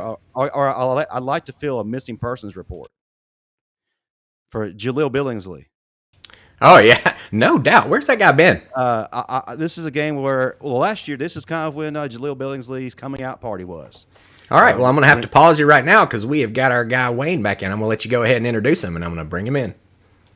With drink in hand.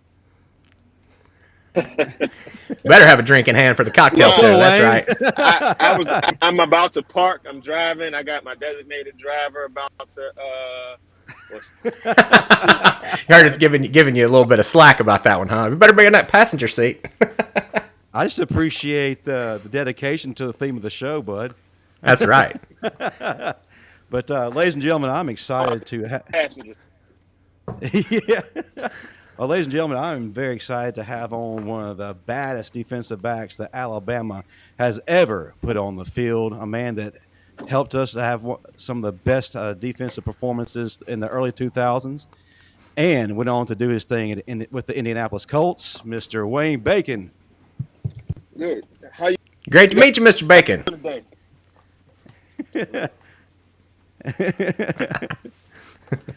But yeah, as I said, he's dedicated to it. What you got to drink this morning, man?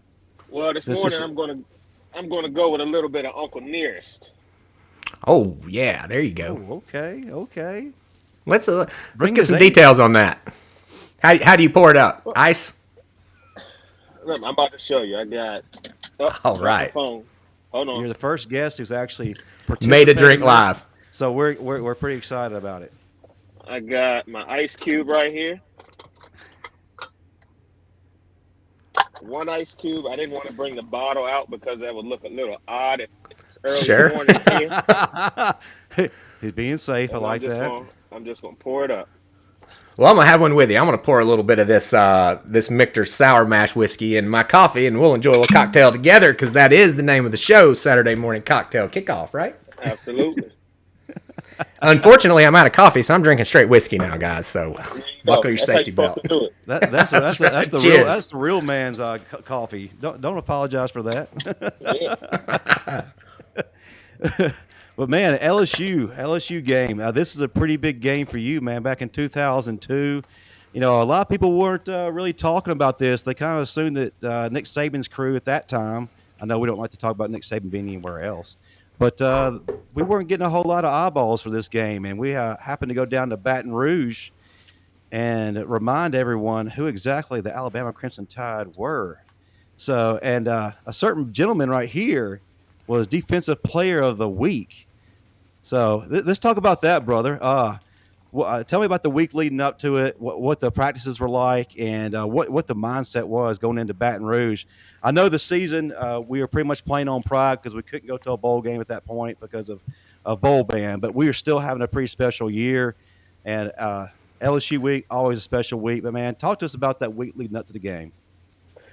It was a big week. If you remember the year before, LSU came to Bryant Denny and did they set records on us. Rohan Davey, yes, I remember. Rohan Davey, Josh Reed. It was bad, and we were better than that. We were trying to find our identity as a defense, and we went along. We had by four. Really front seven. I mean, we had some studs in Pope, Jared Jackson, Kenny King,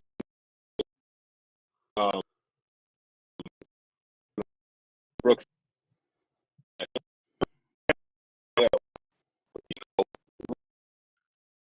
the time,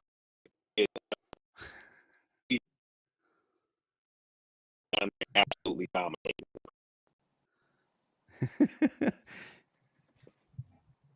I think we lost you for a little bit there, Wayne. Your signal faded out. A little bit. Hey, in the midst of that, we have a compliment from one of our audience members for you. I don't know if you can see that on your screen. Michael, I can't hear you now.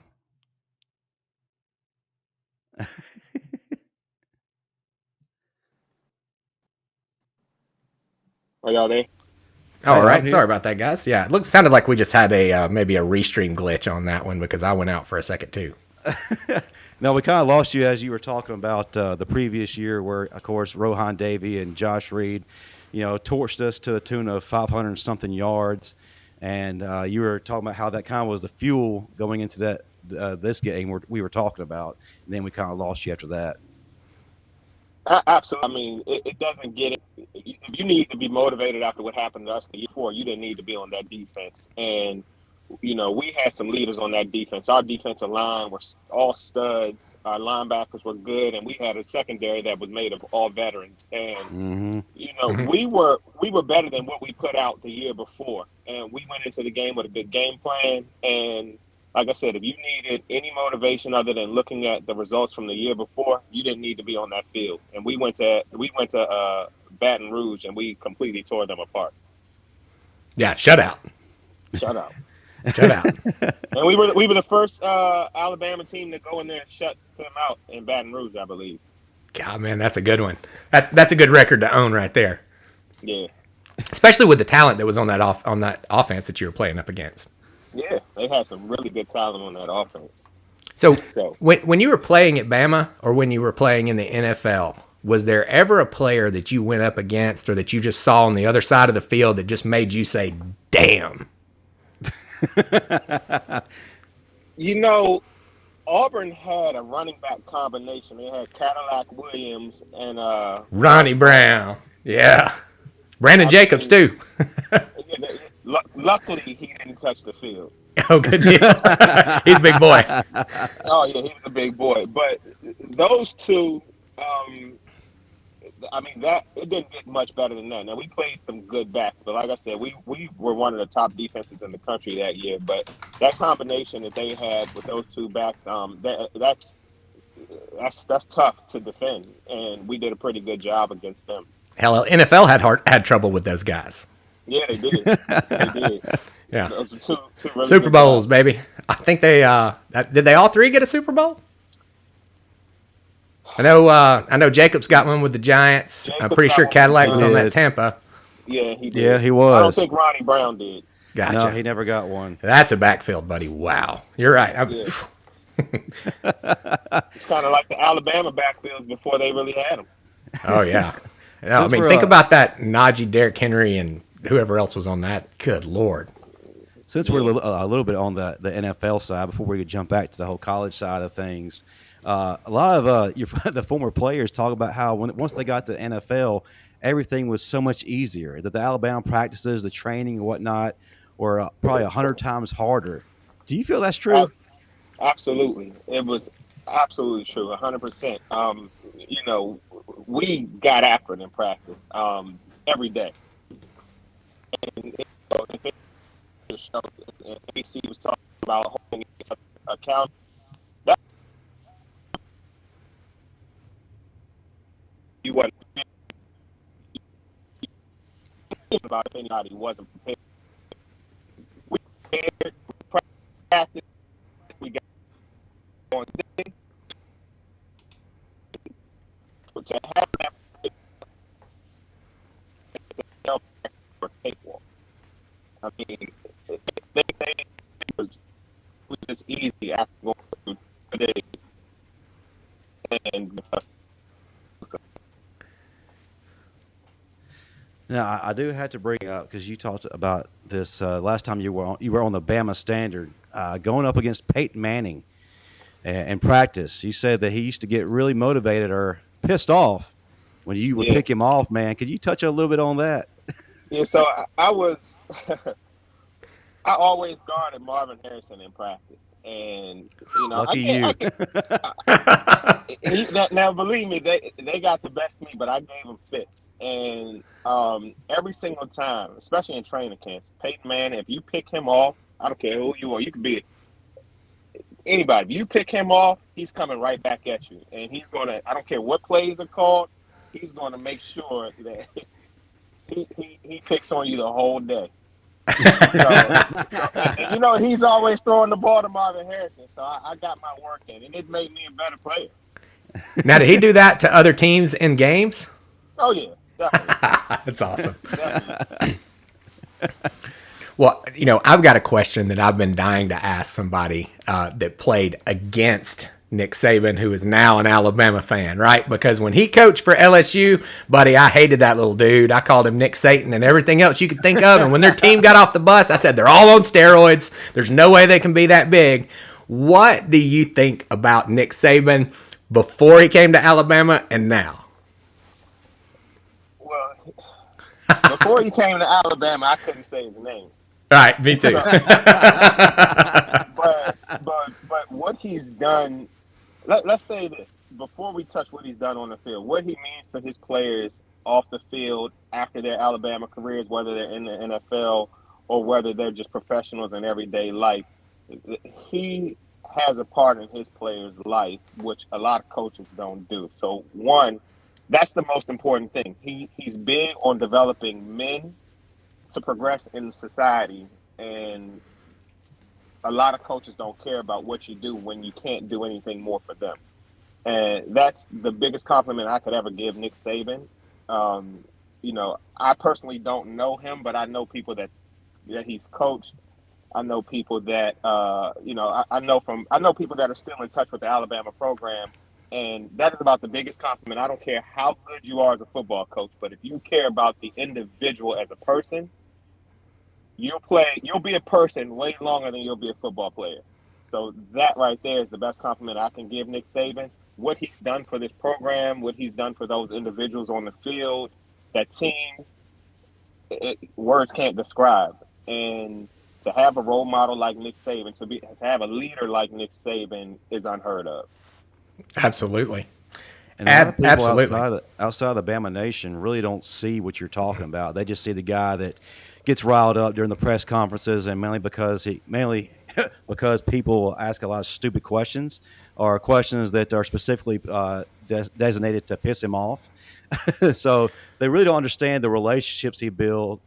You can look at everything, his body language and the way he talks to players and the way he talks about players. There is deep-seated love he has for those guys. And You look at those videos of them riding the boat.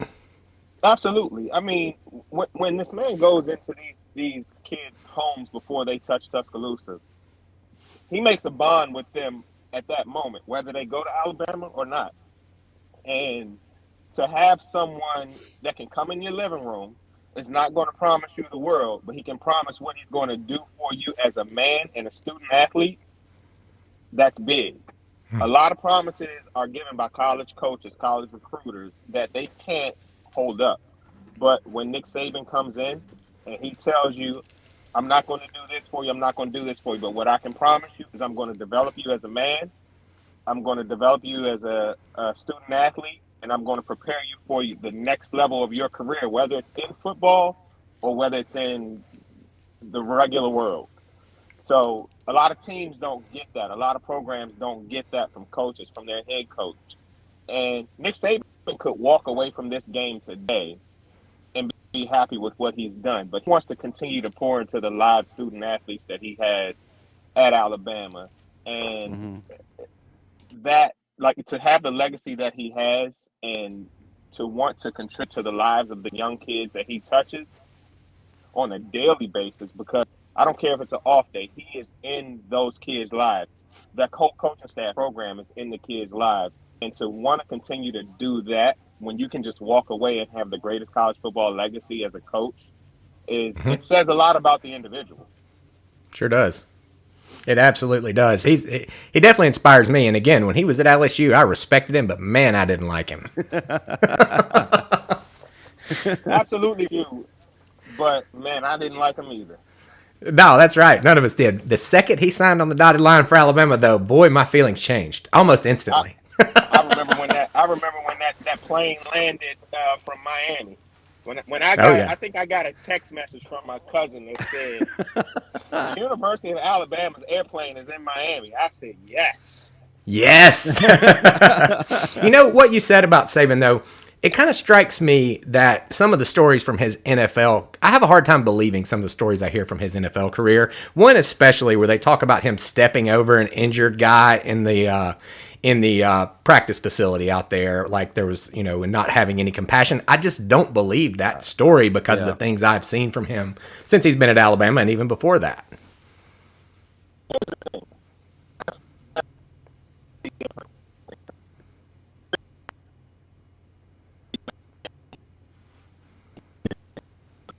He's in between towers right now, I think. Oh, I got you. Going down the highway sometimes. Can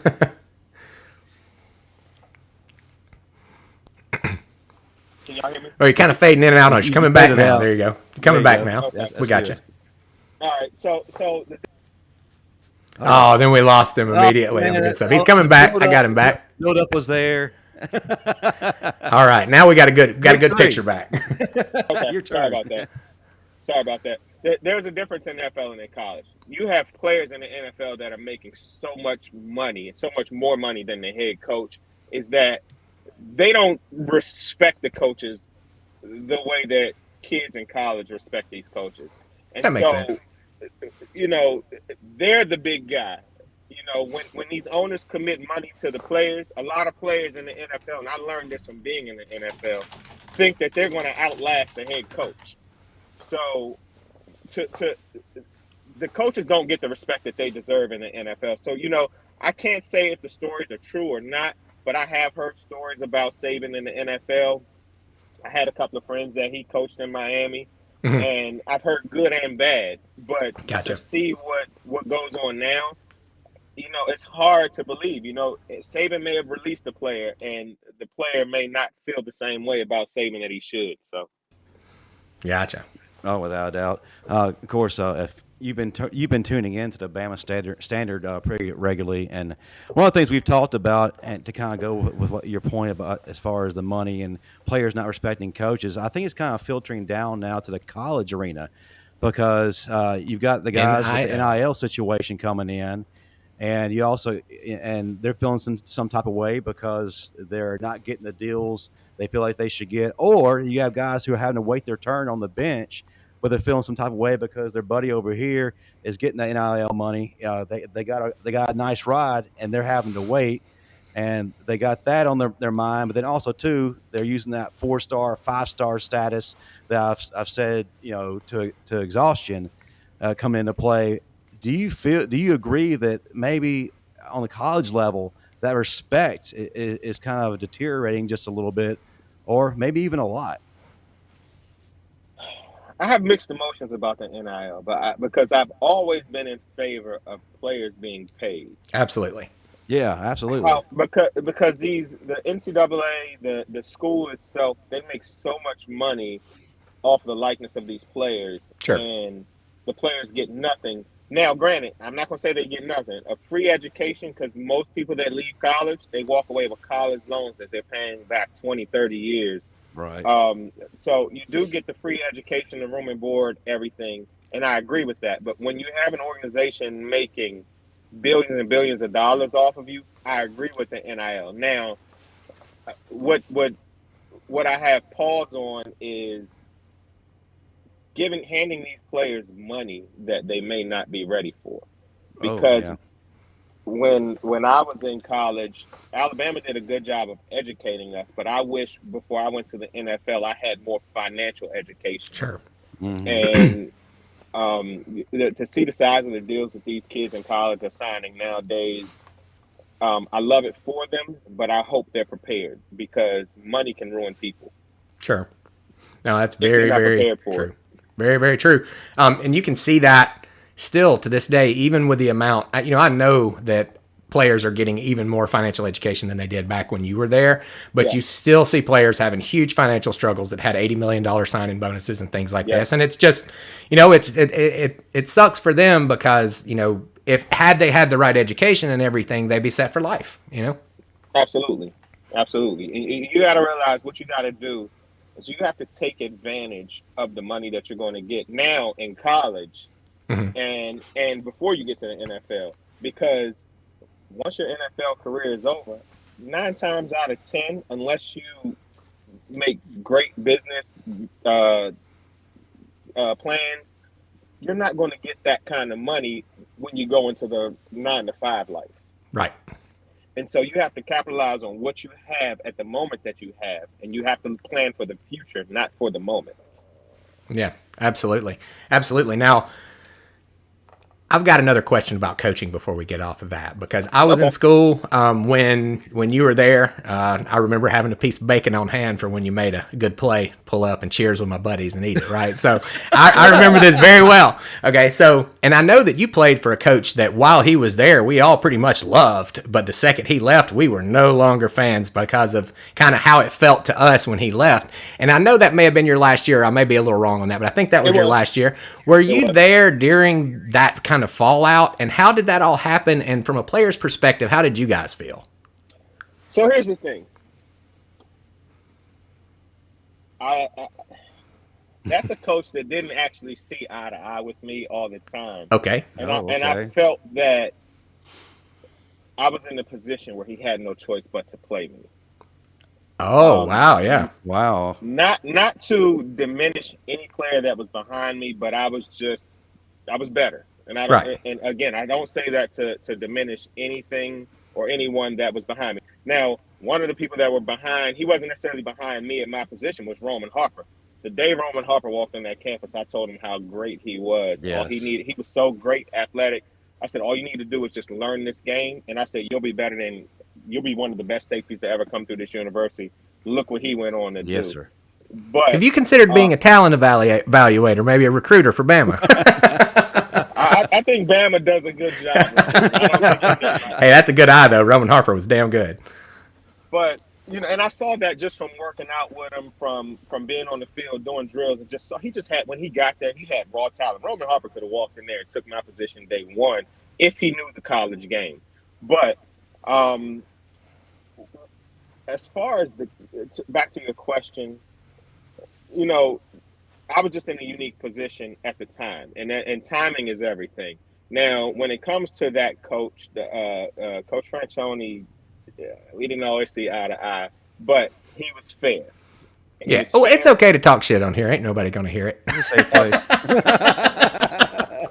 And he was fair, but I never agreed with. I always thought the Alabama job was too big for him. Yeah. Because I could see it wearing on him, and he just, coming from where he came from, LT was his biggest talent, which was LaDainian Tomlinson. Mm-hmm. And that's good, but he never had the pressure of winning at a program the way that you get the pressure of at Alabama. And somebody to walk in and coach Alabama, it's not for the faint at heart. I mean, you're going to have pressure coming from every direction to win at that program and win quick. And he actually wasn't doing a bad job, but I could tell he wasn't happy. I could tell he wasn't happy from conversations I had with him. Right. And most of our conversations weren't good, but well, my issue with him was he was supposed to be a quarterback guru, and he's playing the quarterback whose windup looks like a damn windmill. And no offense to Tyler Watts or whatever, but like, come on, they made fun of Tebow for his windup, and I went back and watched that 2002 game again, and it's been a while since I watched it. Holy hell! I watched it last night. I got all my games put on DVD, and I watched it last night. And Tyler was a great talent. Tyler was one of the best quarterbacks to play in the state of Alabama in high school football. Absolutely. And, it's a lot that goes on. It's a lot that goes into playing at Alabama, because me, honestly, there were some good people before me, and I was a walk-on, but there were some good people before me, and I think that I could have contributed more. I mean, one of my favorite players was Tony Dixon, and I looked up to that. I idolized him. I mean, him, Reggie Miles. But I still felt I could contribute. But, it's not all, when you get into the position of the quarterback at Alabama and Tyler Watts, Andrew Zal, Brody Croyle, like, politics plays a big part in college sports, and especially when you get to Alabama. So you can't, it's not all, talent doesn't always win. From the outside looking in, I think you nailed one of the biggest points right there. And this is a problem at Texas right now. Before Saban got there, it was ran by half university, half coach, and half boosters, it felt like, right? There was a lot of influences in there. And when Saban came in, he flushed all that out the tubes. And I think that was the biggest thing they could have done, because we had great coaches when I was a kid, like Bill Curry and some of them, that we win 9 games or 10 games a year, not beat Auburn and get canned, you know what I mean? Because of that level of excellence that you're talking about that Franchione wasn't ready for. Yeah. you know, the boosters at Alabama, that what I learned is that they play a major role. Just play a major role in their influence over the program and what goes on in the program. And when you have, stars coming around the state the state of Alabama to come play. I mean, Alabama. I used to tell people when it came to the SEC, we were going to get the number 1, 2, and 3 players from every SEC state. Hell, every Southern state. We were going to get the best players out of every state in recruiting every year. And when this player comes from, Hoover, Alabama, and then when you look at, the boosters that come from Hoover or the boosters that come from certain areas, and they want to see people play, and they're sinking so much money into the Alabama program, it has a effect on the pressure that's put on the coach. And you need a dominant mind like Nick Saban to come in. You don't need a Dennis Franchione who's happy to get the Alabama job and not be ready for the pressures that come with the Alabama job. You need someone that can handle the outside pressure because the coach is getting it from fans. He's getting it from the boosters. He's getting it from the athletic department. He's getting it from the players. So you just have to have somebody right for that job. And, Saban has earned that respect. He earned that respect before he got there. Dennis Franchione gave me my opportunity, but he wasn't right for the job long term. Dead on. And I do want to touch a little bit before we move into your thoughts on the game today. You talked about being a walk-on, man. If you would kind of touch on that, like you said, when you got there, we were loaded at every position, and you could have played anywhere else. I know that Florida State recruited you. You had some other places. If I understand, Ronnie Cottrell had a huge role in you coming to Alabama. Would you kind of talk about your journey? Because it's a pretty special one, to go from being a walk-on, coming into a difficult situation there, especially during the time at Alabama, and eventually becoming a starter and ultimately playing safety for the Colts. If you would touch on that. Before you jump in, I'm gonna say this because I know you're gonna be humble, and you don't need to be humble right here. Not many people turned down 1990s Florida State to come to my Crimson Tide, and buddy, thank you. It was my honor to play for Alabama. As a kid, I would always see Alabama on TV, and they played such a dry brand of football. They played good defense, and they ran the ball down your throat. Big Ten. But what I saw was them dominating teams. And so I was like, Dad, I want to play for a team like that. And so Alabama was always my number one. And yeah, Ronnie Cottrell was recruiting me to Florida State. I had offers from other people, but my mom always told me, go where you want to go. And if you don't get a scholarship, she always said, I'll make a way. And so I chose to walk on at Alabama because that's where I wanted to go. And Ronnie Cottrell was at Florida State and just so happened to end up at Alabama. And he called my mom and said, your son wants to come to Alabama? He said, well, I'm going to Alabama right now. I'm leaving Florida State, going to Alabama. And he was like, send him there. And he said, we'll take care of him. And if he does his part, he said he'll be on scholarship. And I did my part. It was an easy thing because, my mom told me to do it. It was easy because she said, whatever you want to do, do whatever you feel is best for you. Because, when you send a kid out of the house, they have to be in a situation for them to succeed. And I thought that was what was best for me because it was what I wanted to do as an 18-year-old kid. And it worked out well, but all I had to do was put in the work that I knew that I was going to put in, and the chips fell in place. Man, that's a great story, and that comes back to something that I always say nowadays. And we're better than Auburn. We're better than Auburn every year since 2007, no doubt about it. But those suckers have beat us 2 or 3 times. And the reason I think that they can jump up on us is because they have a lot of players from Alabama that know the rivalry, that know the teams, and they get up for that game like y'all did back then. You know what I mean? And now half our teams from all over the country, they don't understand the level of it. And that's how Auburn punches us in the mouth sometimes. And when I hear a story like yours, it just really makes my heart feel good, buddy. I'm gonna tell you this. I knew about the Alabama-Auburn rivalry before I got to Alabama, but boy, did I learn something when I got to Alabama. Yeah, baptized into it. Oh yeah. Yeah. It's a great rivalry, probably the greatest rivalry in college football. But to play part in that game, it means a lot, win or lose. Now, granted, as a starter, I was 1-1 against Auburn, and I hated to leave the University of Alabama with losing my last game to Auburn, or last regular season game to Auburn, and that hurt. Yeah. Was that the 9-0 snow game? No, that No, was no. 2002 when they came to our house and beat us. That was very. Gotcha. And they had their third string running back playing, but I'm not still bitter. Trey Smith. Trey Smith. Yeah. Look, I would never. If I see him in the street today, no, I'm just playing. Still got one for him, huh?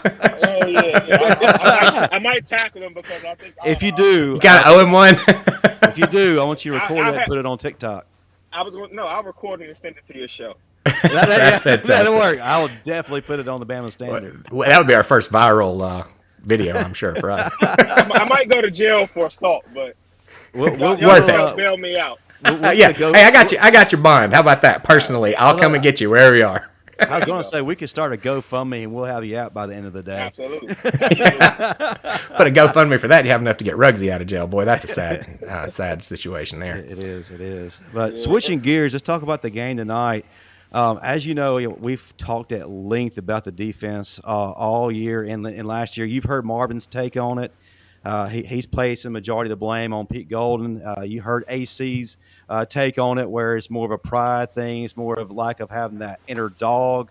If you would, man, on your perspective, where do you see the struggles coming from? Is it more so on Marvin's way of thinking, or is it more so on AC's way of thinking, or is it just kind of a marriage of both? I'm going to say this. AC changed my mind because AC made me think of what it was to play for Alabama before I touched the football field. So I was agreeing with Marvin. Now, I'm not the biggest Pete Golden fan because I think there were better candidates for that job, because being defensive coordinator at Alabama, it takes a lot. But he puts the players in the position to make plays. I'm not going to say he always puts them in the best position, but at the end of the day, as a player, your pride as a player makes you make plays. It's not what call the coach makes. It's not what, anything. There's nothing that goes into it. But when coach makes a call, if you execute the call, there are going to be plays that beat the defense. But to beat a defense the way that we've seen our defense go this year, you can't blame that all on the coaches. These players need to take pride in being there, not worry about, I'm 5-star, I'm this, I'm going to get this nil deal. They need to take pride in being part of a defense that can be great, that being part of a program that has built its legacy off of grinding people out on defense and on offense. And these kids today, we've seen a lot of plays given up that we're not used to giving up. And we need to do better defensively. The players need to take more pride in what it is they're out there to do. And that will put these guys in better positions to play. With that being said, AC took, if I could quote AC and say everything that it is that he said that day, that's my new take on the Alabama defense. Yeah, he completely changed my way of thinking too. I think he changed a lot of minds, man. I think some people got saved that day too.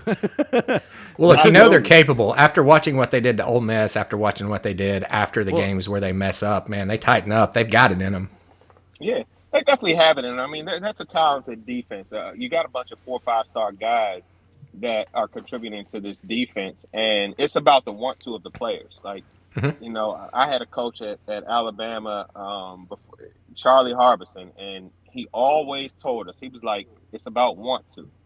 And a coach can't make you want it more than what you want when you're on the field. A coach can prepare you during the week, but if you don't want the success yourself, a coach can't give that to you. Well, let me ask you this question because I think this played a big factor in that Texas A&M loss. But when you are playing, when you're the second string guy, right, and you've got a guy in front of you like Malachi Moore, who you know you're probably not going to take a lot of his snaps, right? How do you motivate yourself during the week to prepare for practice like that until he gets knocked out, and then you got to step in, and all of a sudden you can see kind of that kind of chink in the armor? Now, what does it take to get that second string? Is it leadership? Is that what it is, or what makes that happen?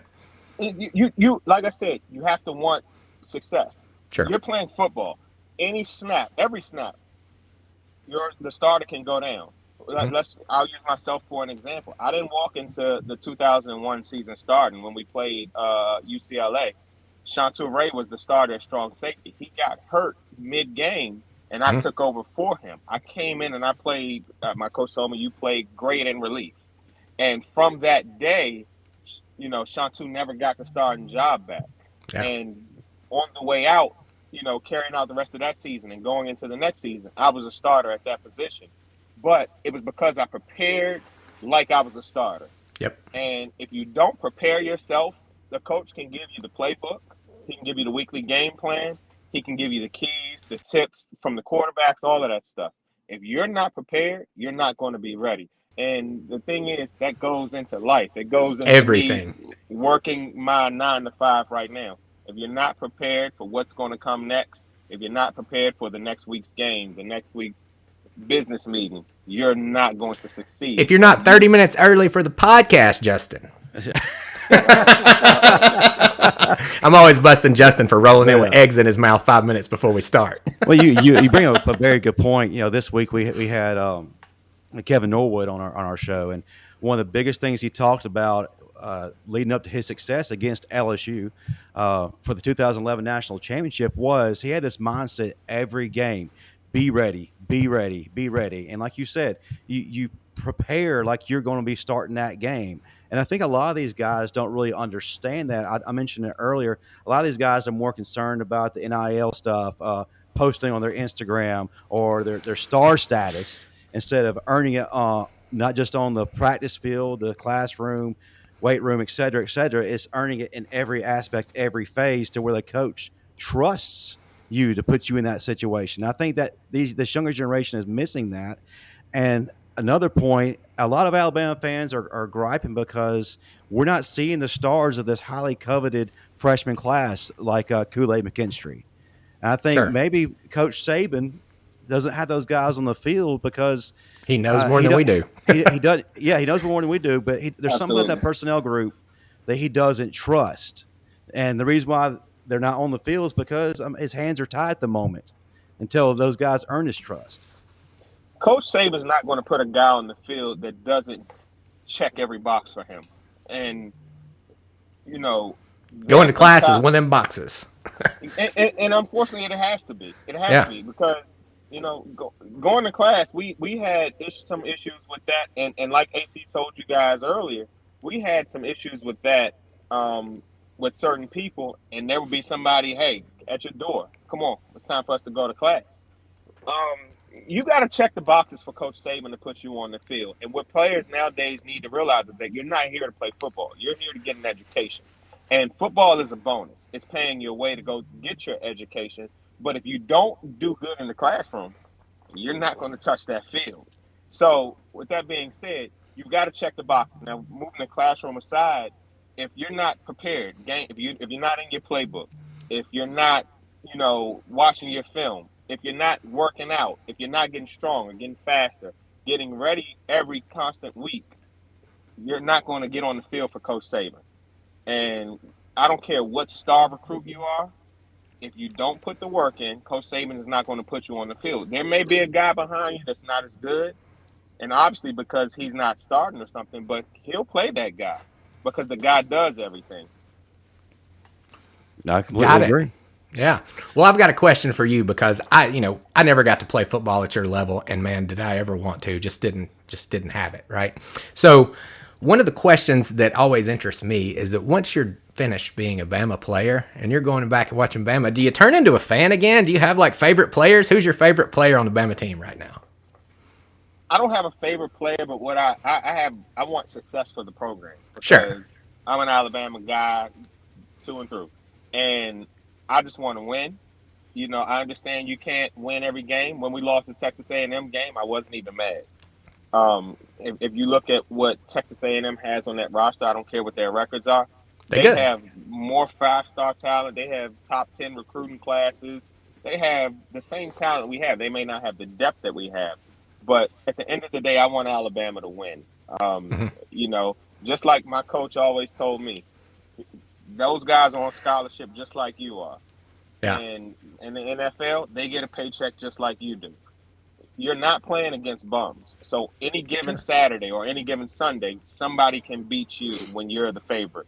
So I don't have a particular favorite player, but I like to see all my guys. I love those answers because that is like the standard perfect answer. But we've lost you for a second. I'm hoping you come back in if you can. Can you hear me right now? All right, let's talk for a second till we get him back in because I'm gonna refine that question just a little bit. And He might not be cheering for any specific players. Sure. But I know as a defensive, Waine is a defensive guy. You played in arguably one of the best defenses in Alabama history. I mean, you name dropped several great guys earlier: Derek Pope, Kenny King, Jarrett Johnson. Jarrett Johnson won a Super Bowl. Kenny King played in the NFL for a lot of years. So I know as a defensive unit, I know you're probably pulling for them more than anybody because you want to see us play to that standard. So what is your expectations today against LSU? I know it's not really a highly publicized game just because of everything that's surrounding it, but is this a statement game for Alabama, especially defensively? And he may not be hearing you right now. He's gone red. There he is. And I made some good points, man. I know it's a good one. Powerful. Yeah, he'll be back in just a second. It seems like it's just kind of waning in and out on him. We'll just kind of there he is. Okay, there we go. We got him back. All right. So, but Dang. It's funny. It's like every time he's about to make a big point, it's when All right. I'm just like hanging on the edge of my seat, and then he cuts out right there. It's like watching a mini series on TV. It's kind of comical. All right, I got a beat. All right, I might have him back here. Hold on. I'm gonna wait on that screen to clear up, and then I'll let him in. But we're just got a black screen right now. All right, there we go. Back in action. So, but yeah, I'm curious to hear the thoughts because Bo Scarborough said earlier this week this is a statement game. But Sure. Yeah, Waine, go ahead, man. Like I said, I don't know how much. Sorry about the connection there. My rambling you heard, but if you would, man, tell me what statement Alabama's defense has to make today, or the team as a whole.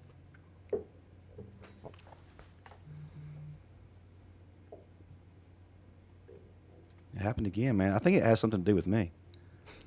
Must be. I think he went out to come back in again. I think what it is because my beard game does not exist, and it's the internet's mad because you didn't grow a beard for November, right? I mean, come on, you got to support prostate cancer, bro. I'm going to find another way or get one of those little spray-on things. Hey, that works too. They got stick-ons. Back in the 80s or 90s where Yeah, it looks like he's coming back in, but we still hadn't got the connection there together. It's such a bummer because we were getting the good this is stuff. like a dramatic pause that won't end. All right, here we go. All green. Look at that. All green. We got you back, Waine. Yep. All right, can you ask that question one more time? Okay, I'll try to sum it up. Like I mentioned earlier, you played on one of the greatest defenses. That Kenny King, yourself, Derek Pope, Gerald Dixon, a bunch of guys. We could name the entire defense. So I know you don't really cheer for a specific player, but I think you're cheering for the defensive unit as a whole. So today, is this a statement game for the defense? You're going to have to ask your next question in like 2 seconds because he went out again while you were talking. Oh, the problems with live TV, guys. We are very sorry about that. It happens. You can't do anything about it. If we could get AT&T and all these phone companies to quit having shitty service all over the world, then we might could pull off one of these shows, right? Is he calling on Cricket Wireless? There we are. We're in again. No.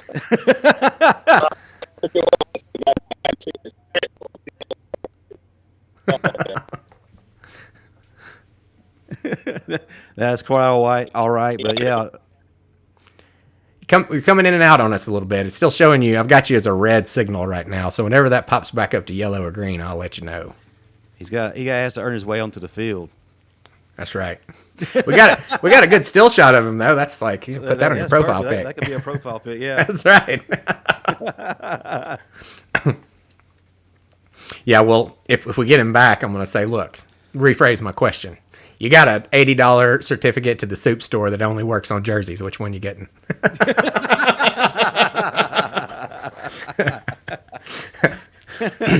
Well, first of all, $80 isn't going to cover it. You're still going to owe another $20. Well, it's been a long time since I've been to the soup store. $80 would have covered it in 2006, man. Hey, man, if you got to pay that NIL premium now. It's got $120. a couple of jerseys for that actually back then, but now they're like $99 a piece or $100 a piece. Yeah, it's crazy. I visit RollTide.com quite often.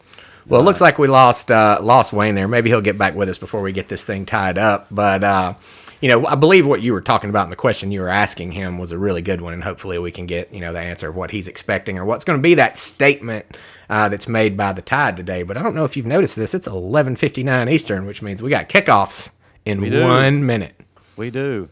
So I guess until we get him back, the best thing we right now, score predictions. Score predictions. Let's do it. You work us through them.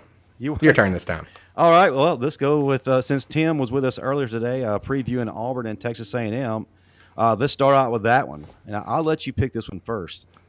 All right. I got a little. Oh, we got Waine back. All right, I had to move to a different parking spot. Sorry about that. Dang it. Oh, you're looking great now. All green. All green. All right. Well, my basic question was, and without going through my dissertation again, was coming from a great defense that you played for back in your day. Looking at this defense now, what statement does this defense have to make today against LSU? I just think you got to come out and set the tone. LSU has talent. Just like I said, everybody has talent in this conference. You got to come out and set the tone. It doesn't mean a shutout, but if you impose your will on the LSU offense, you've done your job, and we will succeed if we do that. Absolutely. All right. You got a score prediction for us today, Waine? Yeah. Before we close you out, what is your score prediction, and give us an MVP? All right, so I'm gonna preface this by saying this. One of my old high school teammates is now the defensive coordinator for LSU. Oh man, Durante Jones, and we played high school football at Bishop McNamara up here in Maryland. And I don't want Alabama to embarrass him. I want him to have success. However, he's playing Alabama this week. Alabama 38, LSU 17. Ooh, 17 points on it. Score from back in 2013. Yeah, I'll take it. Hey, I'll take it. Now, I would prefer 55 to something, maybe 10. I that like way that. I can get the cover because I've got a 25.5 point line I got to cover here. Let me flip this. If your friend wasn't involved, what would you say? Oh, Alabama 60, LSU 10. Now that's what I'm talking about. We got to send this guy some crimson tinted glasses so we know when he's telling the truth. I'm gonna say this. I want my guy to do well. Sure. He's worked his way up through the high school, college ranks, and to be the D coordinator at LSU is a great accomplishment. Especially since we played high school football together. Sure. So I wish him well, but not this week. Yeah, and I don't think defense is really the LSU team's weakness either. They just can't. They just got an offense from 1934. Yeah, they do, and that's been their problem. That's been their problem since when Les Miles was there. Except that 1 year.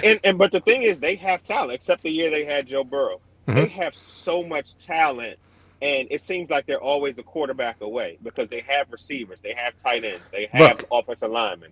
Is there another team in the entire college football landscape that puts more receivers in the NFL that you hadn't heard of till they get to the NFL?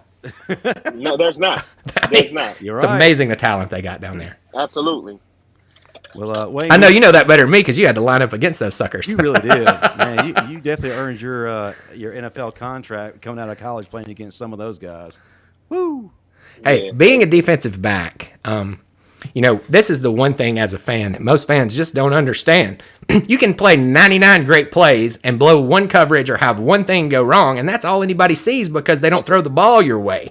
You know what I Absolutely. mean? Tell me a little bit about that. Did you ever get a lot of any unfair criticism from the people like us? Now, I was cheersing with Bacon, so I was on your side. But So I'm gonna say this: you can't listen to what happens on the outside, true. and you can be criticized. I had friends tell me what people said or whatever, and as long as you allow that to enter your head, it's going to bother you. You can be mentally strong, mentally tough, but you can't let what's said on the outside get to you because you play defensive back in a major college football conference. You're going to give up touchdowns. There's not too many people that don't give up touchdowns, so that's not going to miss a tackle or that's going to blow a coverage. Things are going to happen, and as long as you can put that behind you, the very next step, very next play, you'll succeed. But as long as you think about, hey man, I just allowed that touchdown last time I was on the field, you're going to allow another one. Yeah. You just have to move forward because the shortest memory on a football field needs to be the quarterback position and the defensive back position. Absolutely. Because Yes, sir. Quarterback's going to turn the ball over and DBs are going to give up touchdowns. DB is the most no-respect position that I've ever seen, and it's one of the most important out there, and they do the best job at Alabama. And when one of them messes up, it's always glaringly obvious. And when a left guard messes up or when a interior defensive lineman messes up, nobody notices. Absolutely. Yeah. Well, fantastic, man. You've been a great guest. We're man. over the kickoffs right now, actually. We've just crossed over to the 12:03 mark, so we're about to start missing football, and people are going to tell us to go F ourselves because they're going to watch real football. Well, Wayne, man, thank you for coming on, bud. Thank you, guys. Roll Tide. Roll Tide, brother. Cheers, brother. Also, always tell this to my guests, especially the good ones like yourself. If you're ever in Charlotte or Tampa, make sure you give the Week Zero Sports guys a call, and we'll take you out to a hell of a dinner, and we'll have a great time. I'm planning on coming down to Charlotte to visit my boy Roman Harper. So, well, I'll tell you something. I'll get my number sent over to you so you can call me. I'll take you to a little place called The Cellar downtown, and you will be impressed. There you go.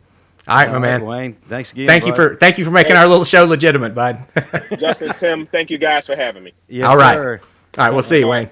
See you, Roll Wayne. Tide. Roll Roll Tide. Tide. Predictions. He called me Tim the whole time, and I'm fine with that. Now, I just want to say when you say something I disagree with, I don't think so, Tim. I don't think so, Tim. But yeah, I love it, man. Real quick before everybody, Gotta do our cusses us scores. out. Yeah. Scores. Actually, let's start with Ole Miss and Liberty since Petty actually talked about it first. Sorry about that, Daniel. So I'm gonna give you a ahead, start halftime us off. and a full game score for that one. I think it's going to be something like 17 or 20 to 10 or 17 at halftime. And whatever Liberty has at halftime, I think they'll score less than a touchdown in the second half. I think Ole Miss pulls away and wins this game by 3 touchdowns, even with their beleaguered offense. Ole Miss talent. Ole Miss will win, and I think they're going to keep it very basic, very vanilla today. I think we're going to see a lot of Snoop Connor and Jerry and Ely. Corral getting that ball out in the first 2 or 3 seconds every single play so he doesn't get hit. And just limit what he's going to do because to be honest, you really don't need him in this game because you've got bigger fish to fry next week. So huge game. So don't do much. As a matter of fact, I say take him out at some point. Bring Altmaier in. What's your score? Ole Miss 31, Liberty 14. Not bad. 2 TDs. I like that. Can't hold them to a field goal. Weak sauce. All right. Next game. Let's go with Mississippi State and Arkansas. Mississippi State and Arkansas. Like I said, man, I'm always reluctant to pick Mississippi State in this game just because weird stuff always happens. But because I want to see a great post-game performance from Mike Leach, I'm going to go Mississippi State 42, Arkansas 24. Ooh, I like it. I'm going 34-31 Cowbells. Oh, I like a close game in this one. okay. I like a close game in this one. Okay. All right. So, which other? You lead us through which games you want to cover before we get to the one that matters. Just keeping the SEC because Keep outside it in the SEC. I don't, like I mentioned earlier. My disdain for Cincinnati game day, so we're not going to talk about Georgia, that. Missouri. Tell me how it's going to go. Georgia, Missouri. Can you keep Georgia's interest long enough? How about this? If you take away Georgia's offense completely, how much does Georgia still win only on defensive scores? 21-0? 28-10. I hear you. I hear To be you. honest with you, all Georgia really needs to do is score 17 or 20 points per game, and that's really enough. I think Bama puts 30 on them. Write that down. If we get there. But yeah, Georgia, If we get there. Georgia wins 38-10. We still got to beat Auburn. Good Lord. All right, speaking of Auburn, what do you think in this Auburn A&M game? This is a big one. I'm trying to avoid picking because I want Auburn to lose just because of what's at stake. Sure. This is a huge measuring stick in terms of how hot Auburn is and how good Bo Nix is right now. Because as we all know, he can't play on the road, and one of the worst environments to play on the road is Kyle Field. So that being said, Texas A&M wins 34-28. Man, we were right close. I had 31-30 Texas A&M in this game. I think Auburn covers regardless, however it goes. I'm right there with Tim. I think it's going to be a close game, and I just think Auburn's the play in this one. Quarterback play is what's going to win this game. It is. Show up. Is A&M going to see a little flash of Manziel on the other team today, maybe? Probably. He runs around a little bit like Manziel. He hadn't got the arm that, well, maybe he does. I don't know. Man. It's just not as good looking as Manziel. He could have one of it's those same good stuff. Madden performances on where you just run around, throw up a prayer, and it is caught. Oh, you mean the stuff that happens against Bama all the time? Yes. Okay, cool. Yeah, I'm familiar with that. Speaking of LSU Bama, give me a prediction on that score. Oh, me. Okay. Alabama's going to win 55-10. I like it. 55-10 covers. I actually think it's a slightly lower scoring game than that. I got 41-6 in this one. I got a 35-point victory, 41-6. Hey, that means they don't have a touchdown, which, to be honest with you, that's what I'm hoping for. I was generous Yeah. there. I don't want to score a touchdown. I don't want them to see the end zone whatsoever. Who knows how motivated the damn LSU players are going to be? They got talent. Well, that's the thing, man. Are they going to come out playing defeated, or are they going to treat this like their Super Bowl? I hope it don't matter. It shouldn't matter because they're playing with majority backups. Well, I was hoping that Daniel would get back in here, Mr. Petty, before the end, so he could give us some, hardcore hotty-totties on the way out the door. So I guess I'll have to do it for him, hotty-totty. But it's about time for us to wind this thing down, right, buddy? Where the hell is he? Yeah, where the hell is it? I love it. I love it. Well, you got anything else for the team before we go? Let's just go out and handle business today. It doesn't get any simpler than what is laid out for us. Make a statement and make a good statement. Beat the hell out of LSU. Get ready for this cupcake next week, and get your mind right for the remaining 2 weeks, which are going to be quite the task. Heard that. All I got to say is get yourself a corn dog. Let's beat the hell out of them. And tune into the Bama Standard next Tuesday, 6 p.m. Central, 7 p.m. Eastern. We're still trying to solidify our guests, but it doesn't matter because we are always lit. Always lit. And go ahead and hit that subscribe button on both the Week Zero Sports YouTube page and the Justin Riley Network YouTube page. And if you're not listening to the podcast, there's something wrong with you. Make sure you're subscribed to our podcast, Week Zero Sports and other stuff, on all your favorite podcast apps. Yes, sir. Roll Tide, everybody. I'm Roll out of here. Tide. See you guys next week.